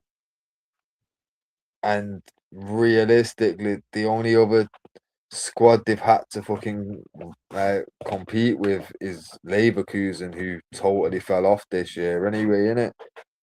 Yeah. So for obvious reason, though, innit? Yeah. So it's like, well, yeah, he's probably played against weaker teams and weaker sides, but not much weaker. It's just the difference in Dortmund, really, innit? Yeah. Yeah, I've got to say Lewandowski's probably done it against harder competition, but not head and shoulders clear of him, no. I hear it. Juan Capdevila, yeah, Villarreal left back, man. Yeah, to be fair, he wasn't that great, if I'm honest. But yeah, obviously same team as Senna, innit? But yeah, no, just going back to what we're saying. Yeah, I think Lewandowski for me, man. Again, I think very much in the Neuer mode. These guys at a point were the best strikers in the world. And if you remember, yeah, Lewandowski was in the era when you had Luis Suarez, Sergio Aguero, Karim Benzema, yeah. And you could arguably say when he was at Bayern Munich, he was number one. You could arguably say that. You know what I mean? Yeah. That's how good he was. And again, man, he's leaving Barcelona. You know, there's been talk about Man United. I don't see that happening. You know, if I'm Lewandowski, man, just go to Saudi and earn your money. You know what I mean? Or get your money, should I say? But yeah, man, it's he's a top player, man. And again, Harry Kane it's only because Harry Kane's been there what 2 seasons now. Yeah, if Harry Kane stays there another 3-4 years, and then we revisited this, Harry Kane could very well take that spot. You know what I mean? But again, that depends if he's doing what he's doing now, isn't it? Yeah, if he continues what he's doing right now for 3-4 more seasons, and obviously see what else he can win in that time frame, then he could very easily be in with the shout for the striker position. But as it stands right now, it's like Elise. It's too early for him to try and compete with Robin. You know what I mean? It's far. So it's unfortunate that they've only been there such a short period for these guys. But like I say, 5 years time, if these men have stayed there the whole time and consistently performed the way that they have done, there's an argument to be had for them, innit? But right now, it's too early, innit? Yeah. And big up, man. Football quality was better in 2000s, 100%, man. Like football now, it is poor. Like the only team really, that is keeping football alive in a way is PSG, really. You know, in terms of football that you want to see week in, week out. PSG they play a good brand of football. Barcelona will always play a good brand of football. Not to the level of what Pep had them doing or Enrique had them doing. City had notoriously played a good brand of football, but to be fair, Pep's gone with this pace and power for some reason. And I actually think the fact that Pep's gone with the pace and power, that's actually kind of taken the edge off of Man City for me. But yeah, no, I think yeah, definitely in the 2000s, man, football was ridiculous, man. It was enjoyable, you know. And I think I speak for myself, and I think Fitz will probably agree with this as well. Is there too many games that you actually enjoy, Fitz, now watching? Nah, like obviously you always if United play well, like for example, you'd say we enjoyed that Arsenal match, but really, did we? Compared to matches of the early 2000s and that, no, I didn't really enjoy it because the football's not the same anymore. You know what I mean? The quality is not there. So for me, I've said it a few times. Every decade you can say is worse than the last. Like the 20s is worse than the 10s. The 10s is worse than the 2000s. The 2000s was worse than the 90s. And to be fair, because I wasn't around for the 80s and 70s and that, I can't really say anymore. But from what I remember of when I was a kid in the 90s, I was hearing a lot of that talk about certain players from the 80s. Like I remember hearing a lot about that. McGrath, I think he was at Villa, fucking centre back at Villa, innit? Irish guy, but obviously I'm of Irish descent, so I'm gonna have fucking Irish people telling me that he's the best thing since sliced bread, innit? But fucking, I was hearing a lot about McGrath being no one's fucking near McGrath's level. You get me? I'm like, oh well, fucking hell. From the sounds of it, it's always been the case Like the 80s was worse than the 70s, 70s worse than the 60s. Because if you keep going back far enough, like they make it seem like the Busby Bays were gods. You know what I Mm, mean? mm. I can definitely say within my lifetime, no fucking it's just every 10 years it's just got worse. Bro, it has, and just this comment here, football didn't get worse, it evolved. Yeah, but again, to say it's evolved, yeah, I mean, with the technology that's in football, you should think that it should evolve, isn't it? But that's But what I'm saying. If it's evolved, it would be more entertaining. It would be more edgy your seat stuff. mm, Nowadays, there's less of that. There's less, even less moments that get you out of your seat. You know what I mean? yeah, Like back in the day, fucking, you'd be on your feet for a large percentage of the football match. You know what I mean? mm, Nowadays, there's not much really that excites. Like even down to the fact of like, look at the other fucking a couple of weeks back when Cherky did the kick ups. Yeah. yeah, For mm, me, I loved seeing that. I know a lot of Arsenal fans at the time weren't enjoying that shit. mm, But at the same time, I think everyone can appreciate the fact that when the commentators start talking about how it's a disgrace, it shouldn't be like that, shouldn't be happening. What the fuck are you talking about?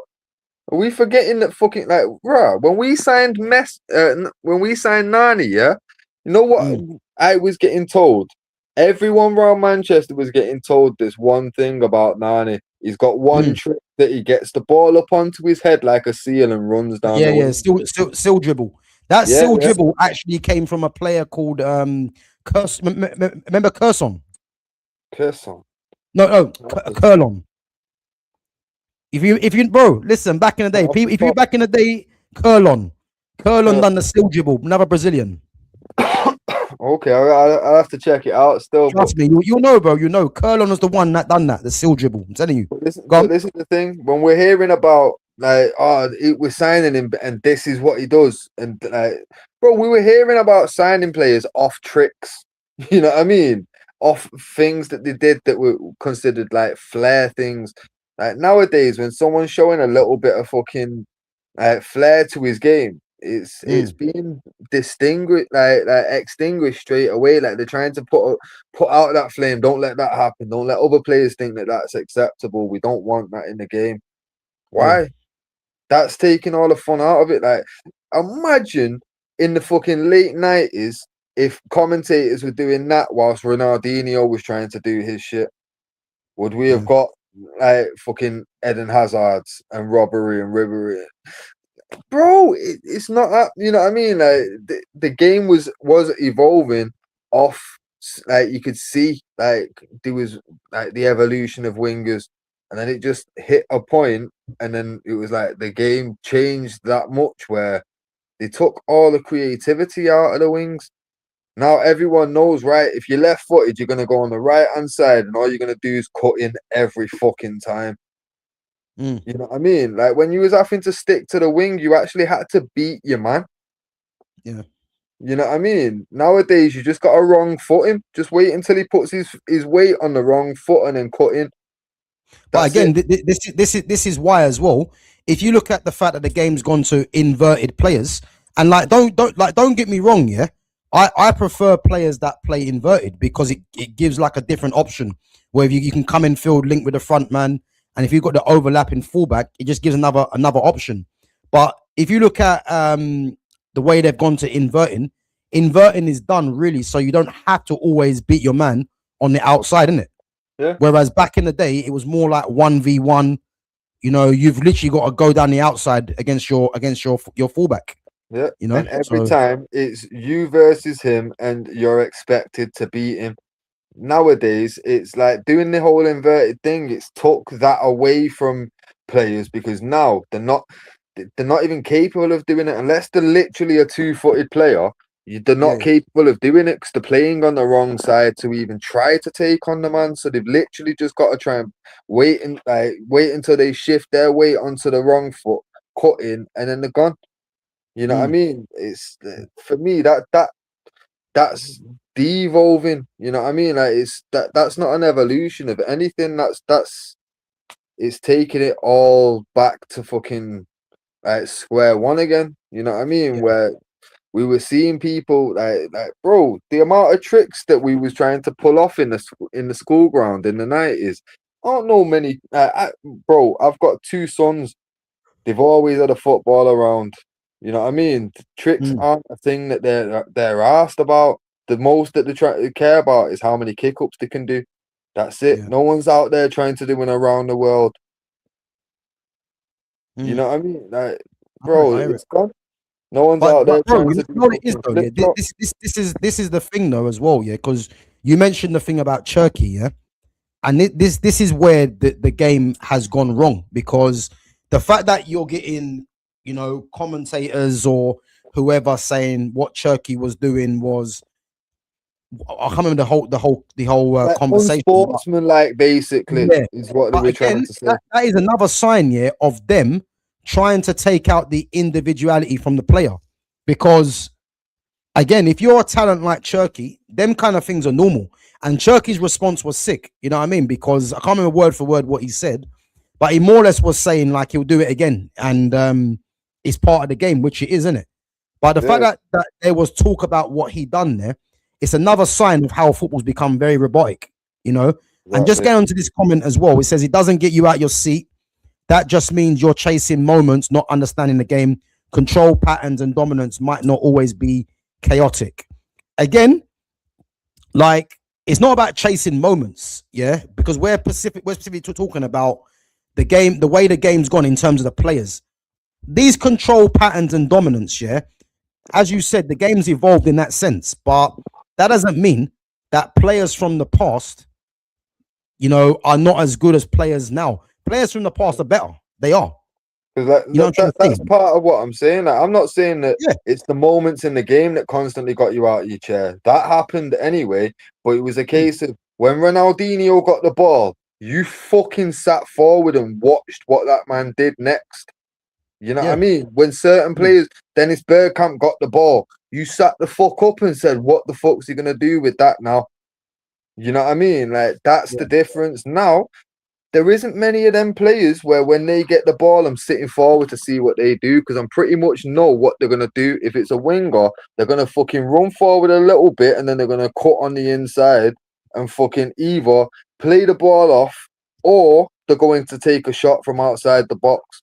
Like Yeah. fucking 8 out of 10 of them do every time. Yeah. For me, I'm not interested in seeing that same robotic fucking pattern bullshit. Like, nah, like give me something where the man's gonna pick up the ball and just move, just Yeah. freely flow however the fuck he wants. Like that.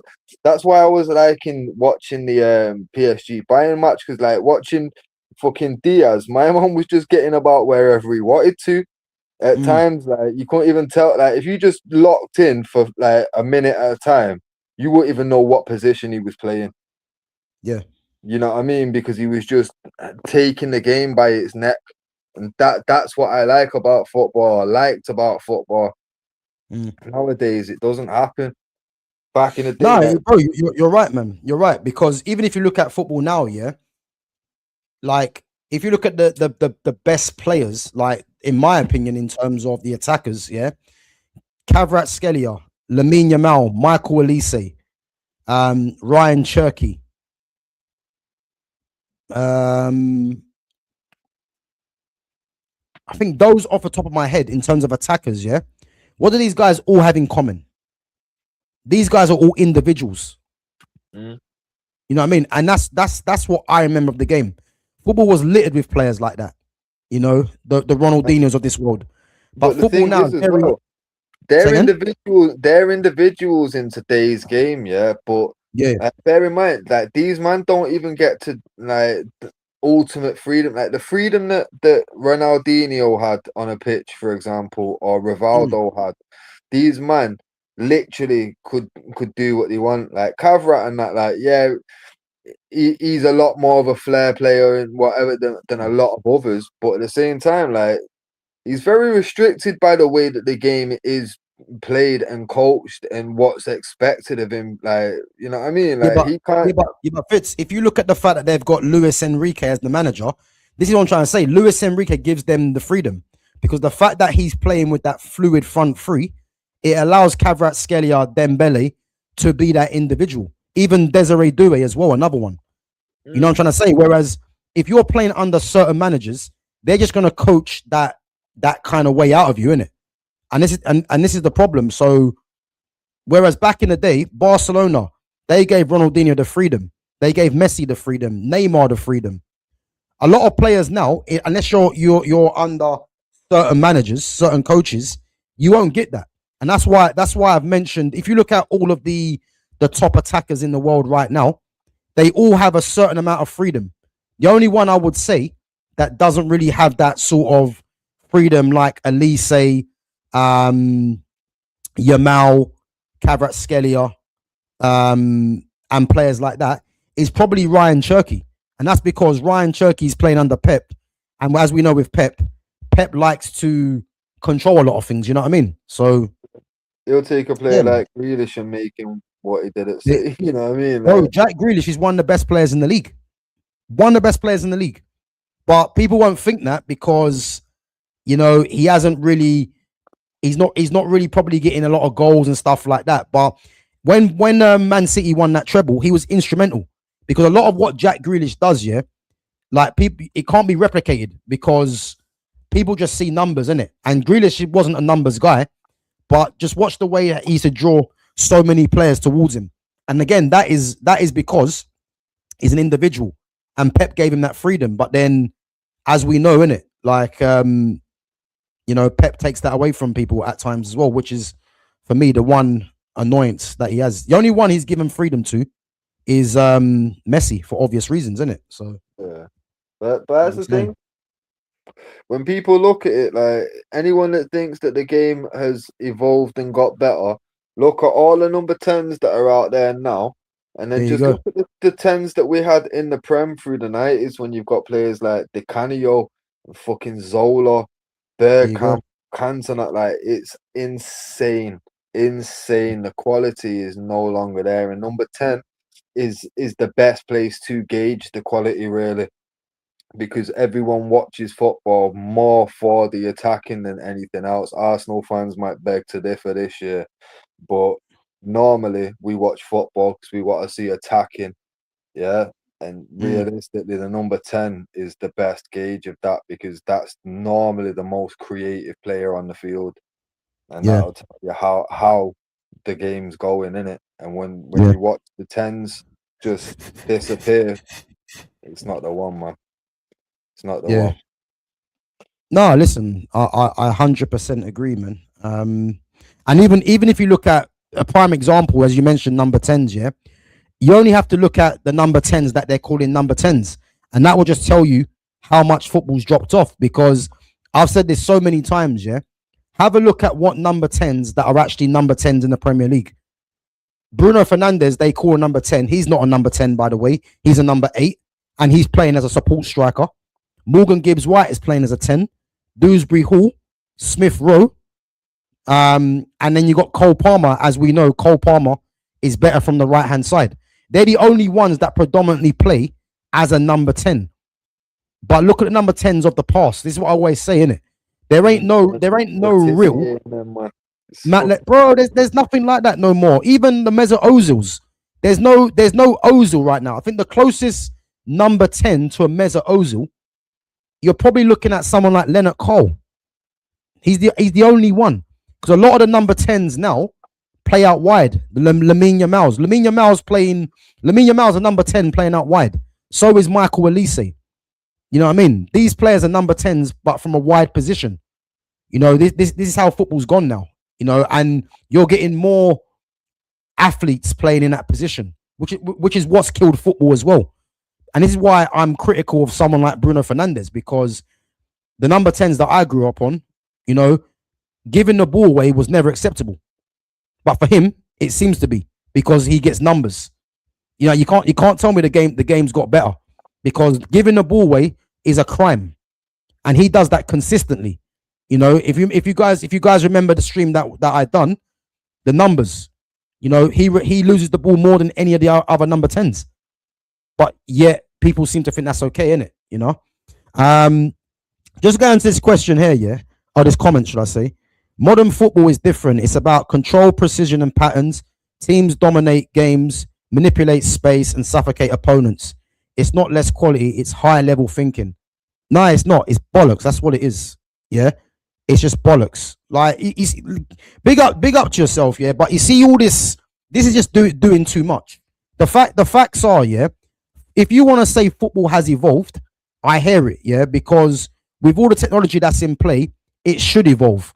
But the players that are now, there's only a handful of players, I would say, of real quality that could play in the era of those 90s. It's only a handful of players. You know what I'm trying to say? I think all this stuff about patterns, this, patterns, that, it's just doing too much. And the day, if you've got the best players, yeah, they'll just figure it out. A lot of these modern day coaches, yeah, they're just doing too much. This is why do you like? I don't rate Mourinho like that, yeah. But there's a reason why Real Madrid bought Mourinho back. He's a man manager, and he'll just get them over the line eventually. Yeah, the Ancelottis of this world, these guys are still the best managers.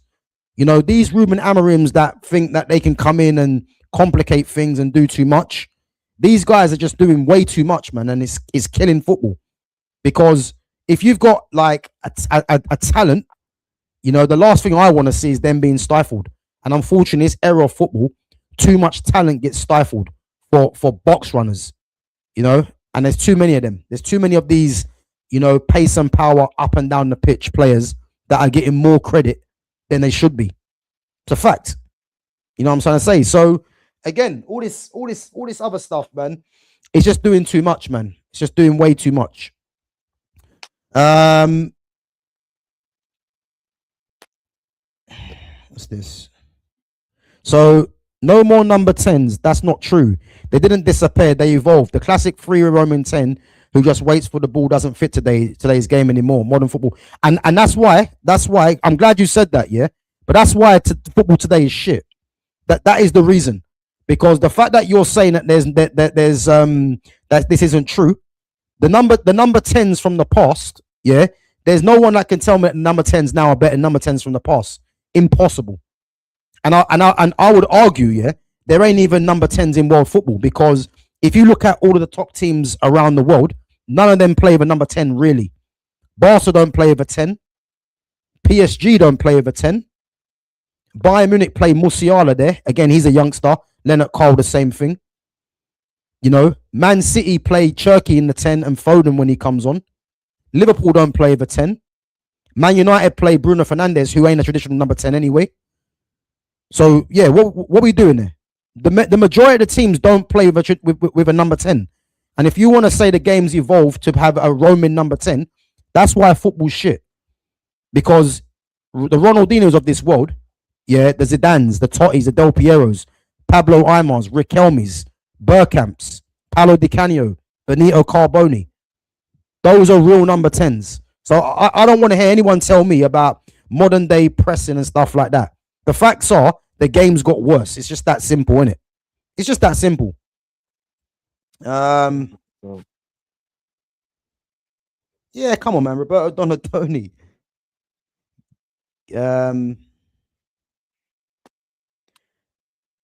Paul Gascoigne, number 10. Exactly. Paul Gascoigne. But again, this sort of thing can go on for ages, isn't it? Because at the end of the day, man, yeah, people are gonna see it different ways, isn't it? And it is what it is. Let's go on to I mean, I'm hearing people say about the England squad. The England squad hasn't been announced. Has anyone got the England squad? Has anyone got the England squad? Because I'm pretty sure it's announced tomorrow, but I think some of you think that some players have been definitely left out. The only ones I can see that have been left out is Harry Maguire and Levi Colwill. And then Ivan Toney is included. So yeah, but someone said that, I think Lumi said that Cole Palmer's been left out. Again, I've not seen that anywhere. I've not seen any of this England talk. I'm just searching it now just to see. Yeah, it's on. I'm on Sky Sports now, bro. So yeah, so Harry Maguire's bit is not included. Levi Colwill again, he was never going to be included. And Ivan Toney is in there, but they're just saying it's Sky Sports News expects or some stuff like that. Guys, big up to Arsenal 8517, man. Yeah, if you've got I'm not sure where everyone's getting this from, but for Phil Foden's in there. Where is this list? I've not seen this list. Let's see if someone puts it in the chat anyway. And guys, make sure you're smashing the like button, guys, and make sure you're subbing to the channel if you're new in here. And make sure you follow Fitz as well on his Instagram, which is in the description. His Instagram. Oh wait, Dominic Calvert-Lewin's been left out. So we're getting it now. Gibbs what? Nah, Lewis Hall's not out of there. You're lying. No way is Lewis Hall out of there. No way is Lewis Hall out of there. From what I'm seeing here, defenders Reece James, Livramento, Konza, Stones, Dan Burn, Jarrell Kwanzaa, Gay, O'Reilly, and Lewis Skelly. Midfielders Rice. Wait. He's taken Lewis Skelly. That's what this is saying here. Saying from 22 minutes ago. Bro, let me understand this, yeah? Let me understand this. And before any Arsenal fans start trying to get onto me, yeah? Let me understand this, yeah? Lewis Skelly wasn't included in any of the squads, the last couple of squads, yeah? Lewis Hall is one of the best left backs in the league. And all of a sudden, Lewis Skelly gets a couple of games for Arsenal and he's now in the squad. How?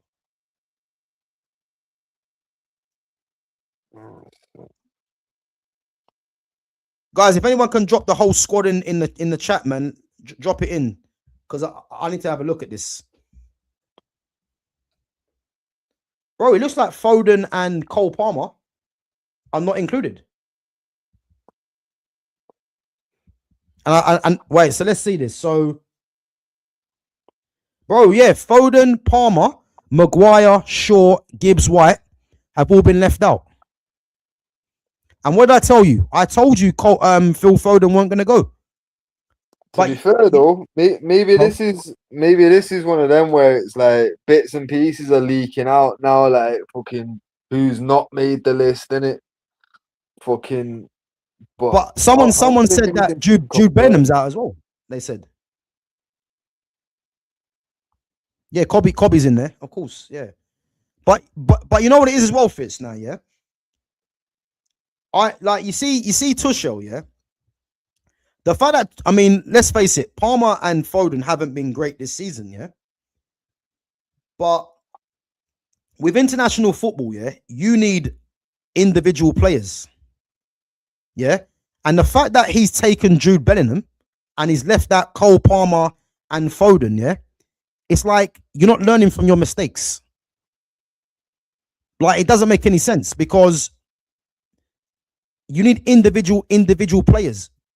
Jude Bellingham, bro, I'm not seeing Wharton here, newbies, no. Bro, I've got to see this squad, man. This squad looks odd because the midfield that I'm seeing here is Rice, Anderson, Mainu, Henderson, fucking Rodgers, Eze, and Bellingham. Yeah, that they ain't doing nothing. They're not gonna do nothing. I'm not seeing. I promise you now. Yeah. And for attackers, I'm seeing Saka, Madueke, Rashford. Yeah, Wharton's out. Yeah, Tuchel done out here. He's done out here. They're not winning nothing, bro. Watkins, Tony, and Kane. Watkins is there as well, bro. They're done out here. They're not winning. Do you know what? They were never going to win the World Cup anyway, yeah. And you see what he's done there. He has just gone for. Yeah. What the problem is with English football right now and football in a lot of football in general, yeah. He's just gone for pace and power. That's all he's gone for. Like, Adam Wharton's a controller, yeah? International football, you need controllers in the midfield. And he's just gone for pace, really, pace and power in there. Obviously, don't get me wrong, Cobby's in there. You know, Elliot Anderson can do that as well. But Adam Wharton's one of them ones that he can dictate. And if you're trying to get back into a game, he'll be a perfect player to come on with his passing as well. But yet he brings Jordan Henderson because of his experience. See what I mean? Yeah. And do you just want to point out that I said in December that Kobe with half a season is on that plane? Yeah, 100, yeah. Yeah, and there we rightfully go. so as well. Rightfully so as well. But so Jed Spence is out as well. Yeah. Like I say, this team I'm seeing here. Go on. The team I'm seeing here is Pickford, Henderson, and Trafford as keepers. Yeah. Yeah. Defense of James, Konza, Stones, Gay, O'Reilly, Byrne, Lewis Skelly. Midfield, Rice, Anderson, Mainu, Henderson, Rogers, Eze, Bellingham. Attack, Saka, Madueke, Rashford, Gordon, Watkins, Tony, Kane. Yeah, no, I think that's the team he's picked. Yeah, I'll have to be honest. That's not great. I'll be honest. That ain't great. So again, yeah. I remember, yeah, said that Phil Foden wasn't going to go, and I think Tuchel made it very obvious that Foden was never going because he was playing Foden as a false nine, which is basically letting everyone know that Foden's going to be second choice. But what makes me laugh though, yeah, is that if you look at a lot of Tuchel's last couple of squads, yeah, a lot of the players that he's left out were part of those squads, and a lot of the players he's probably brought in weren't even part of it, which is odd. So Ollie Watkins is in there as well, yeah. So he's going with 3 strikers. I'm surprised he's gone with 3 strikers, and I mean those strikers there, it's going to be a waste of time because Harry Kane's going to play every game, every major game. And bro, no Welbeck. Ridiculous. Big up Arsenal, man. Says I'm an Arsenal fan, but MLS making it don't sound right. It makes no sense, and that isn't because Lewis Skelly is not a good player. Because obviously, I think he's taken Lewis Skelly because Lewis Skelly can play in midfield and at left back, so he's multifunctional. That's the only reason I'm looking at, yeah. But Lewis Skelly hasn't featured in any of the recent squads. Lewis Hall has, and Lewis Hall's been left out for Lewis Skelly. Like I don't understand that. If that is confirmed, then yeah, it's poor. It is poor. Gibbs White, the best attacking midfielder currently. Yeah, I mean, to be fair, Gibbs White was never going to go though. I always knew Gibbs White was never going to go. But I'll tell you now, Thomas Tuchel, yeah, he's made a massive blunder with this squad, man. He has massive blunder. But it's mad. But guys, we are going to be doing next week. So again, I'm going to be doing my World Cup series. So starting from Wednesday, obviously we're going to discuss France. So all the major teams in the World Cup. We're going to discuss the players picked and a possible lineup for each player. So yeah, there'll be some content coming about the World Cup. But if that is England's squad, I'm actually shocked. But it is what it is. But yeah, guys, we are going to wrap it up anyway. So obviously just going through our Bayern Munich all-time 11. So we went with Oliver Kahn in goal, back 4 of Philipp Lahm and David Alaba, the fullbacks, Lucio and Mats Hummels at centre-back. The midfield 2 of Thiago Alcantara, Michael Ballack, Thomas Muller in the 10, and then Frank Ribery and Arjen Robben on the flanks. And then Robert Lewandowski as the striker. And again, no Harry Kane, no Bastian Schweinsteiger, no what's his name? Vicente Lizarazu. No, and a few others as well. Tony Cruz, that's the one. Yeah, Tony Cruz as well. So yeah, there were some big names left out, man. But again, we're happy with this team, and there's a lot of quality, man, in that Bayern that they've had over the years. And again, it was 2005 to the present day. So yeah, it was always going to be difficult and some players being left out. But yeah, we're happy with this team. And yeah, man, it is what it is. And obviously we're going to move on next week to Borussia Dortmund. So a certain Lewandowski might be figuring twice. You know what I mean? Where do you place this amongst the others so far? So good question. You know what? I wouldn't say this is better than the Barcelona or the AC Milan. No. I think it's just. I think it might be. Yeah, I think it might just be behind. Nah, because I'm not sure. Because I think just behind, didn't we say Inter's just? Wait, what was it? Oh yeah, Inter. Yeah, with Adriano and Ibra in it. Yes. Yeah. Like so. But the only thing is, I'm not that confident with Inter's defense though. What about Juve? Was it you? Because I know one of them. It might have been Juve. You know that we said like it's the closest to Barca and fucking thingy, innit? Yeah. Well, I think Barca and Barca and AC and the AC, I think it's the strongest we've done so far. And then I think just behind that, you're probably looking at Real Madrid, and Inter. Yeah. So I think the Bayern one. I think the Juve one might have been fucking Juve. Yeah, because Juve we had Cannavaro, we had fucking Pirlo, fucking did we not have Zidane in that? Nah, wait, nah, Zidane one I made the cut. No, it was Del Piero. Yeah, Del Piero and Ibra. Yeah, bro, that was dangerous still. It was.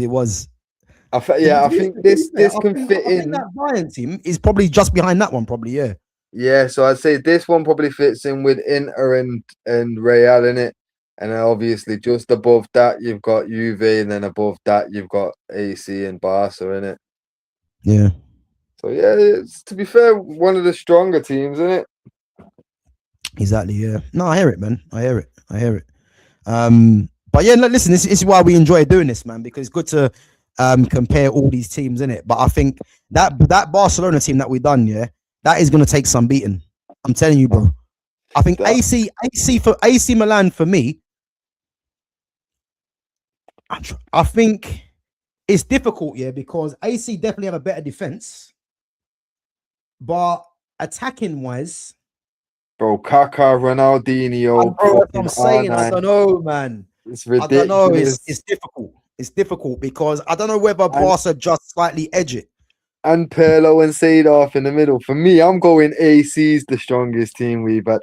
Because Barca, ridiculous attacking options. Iniesta, Yaya Toure, Busquets, Messi, David Villa, Neymar, and Samuel Eto'o. Yeah. Nah, that's what I'm saying.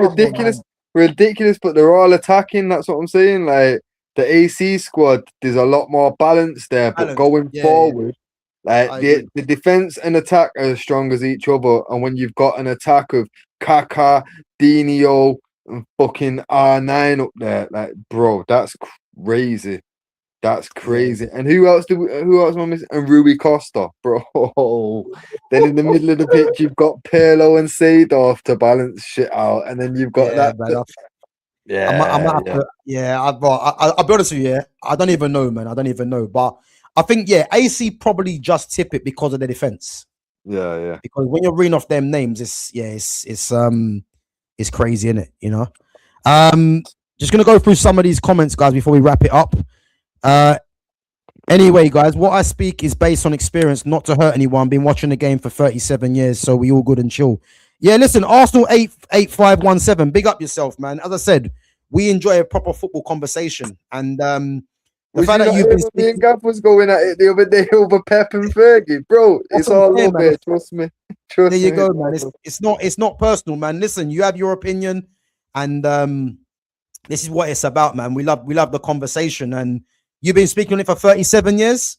I've been speaking on it for 39 years. so big up yourself, man. But yeah, listen, keep the comments coming and keep the support coming, man, because it is much appreciated. And as I said, man, you're someone that's got some good football knowledge as well, so it's more than welcome, man. Big up yourself. What's this one here? Gav, who do you think was better, Buffon or Buffon? Bro, listen, Casillas is nowhere near Buffon. Nowhere near him. Buffon all day. He's nowhere near the best of all time, best keeper of all time, hands down. There's no conversation there. Yeah, Buffon was saying Kels, man. He was saying Kels. But guys, listen, we're gonna wrap it up anyway. I'm gonna be live back tomorrow, at 8 o'clock. So I'll be doing my part 2 of my time in the academy at Tottenham. So yeah, listen, if you guys are free, 8 o'clock tomorrow, make sure you come through. Make sure you ask your questions. So I'm just going to go through some of the memories that I had. Yeah, Mark ter Stegen is top keeper as well. So yeah, I'm going to go through my memories back there. Obviously, it's part 2. And again, if you guys have any questions for me, then yeah, make sure you put them in the chat, in the comments, in your comments as well. I might be live earlier than 8 tomorrow if anything drops. Again, they're going to do the England team, but I'm going to save that for when I do, the series on the World Cup major teams. So we'll see. If there's any Man United news, then I'll react to that as well tomorrow. But other than that, yeah, back tomorrow at 8 o'clock for the part 2. So yeah, make sure you guys come through and support the channel. And as always, big up to all the mods. Big up to all the mods for coming through and supporting the channel. And big up to all the newcomers as well. And guys, as I said, check out all the other content. There's some good playlists on there. So yeah, make sure you check that out. There's loads of playlists on there. There's different stuff on there. And as I said, yeah, check that out and let me know in the comments what you think as well. And yeah, obviously hopefully see you guys tomorrow at 8 p.m. And yeah, listen, season's coming to a close, and World Cup is coming up, man. So looking forward to it. Fitz, bro, you got anything you want to plug before you wrap up? No. Fucking, if anything, go and check the merch, innit? Go and check out the GavGoesIn merch. Oh yeah, guys, in the description. Yeah, listen, I have, man. Listen, you have been coming up with with a lot, man. Big up to yourself, anyway. Yeah, guys, there's a link in the description for the merchandise, innit? So there's some good stuff in there, man. There's some GavGoesIn t-shirts. There's a GavGoesIn mug as well, and also just some of the mods that are regulars. There's some good t-shirts on there as well. So yeah, make sure you check that out on the link, and there is some good stuff there. But yeah, guys, other than that, listen, we're gonna wrap it up. And as I said, make sure you follow Fitz as well on his socials, which is in the description also. And as I said, yeah, I'll catch you guys tomorrow at 8 p.m. Take it easy. Fitz, big up, bro. Bless, brother. Later, man. Later.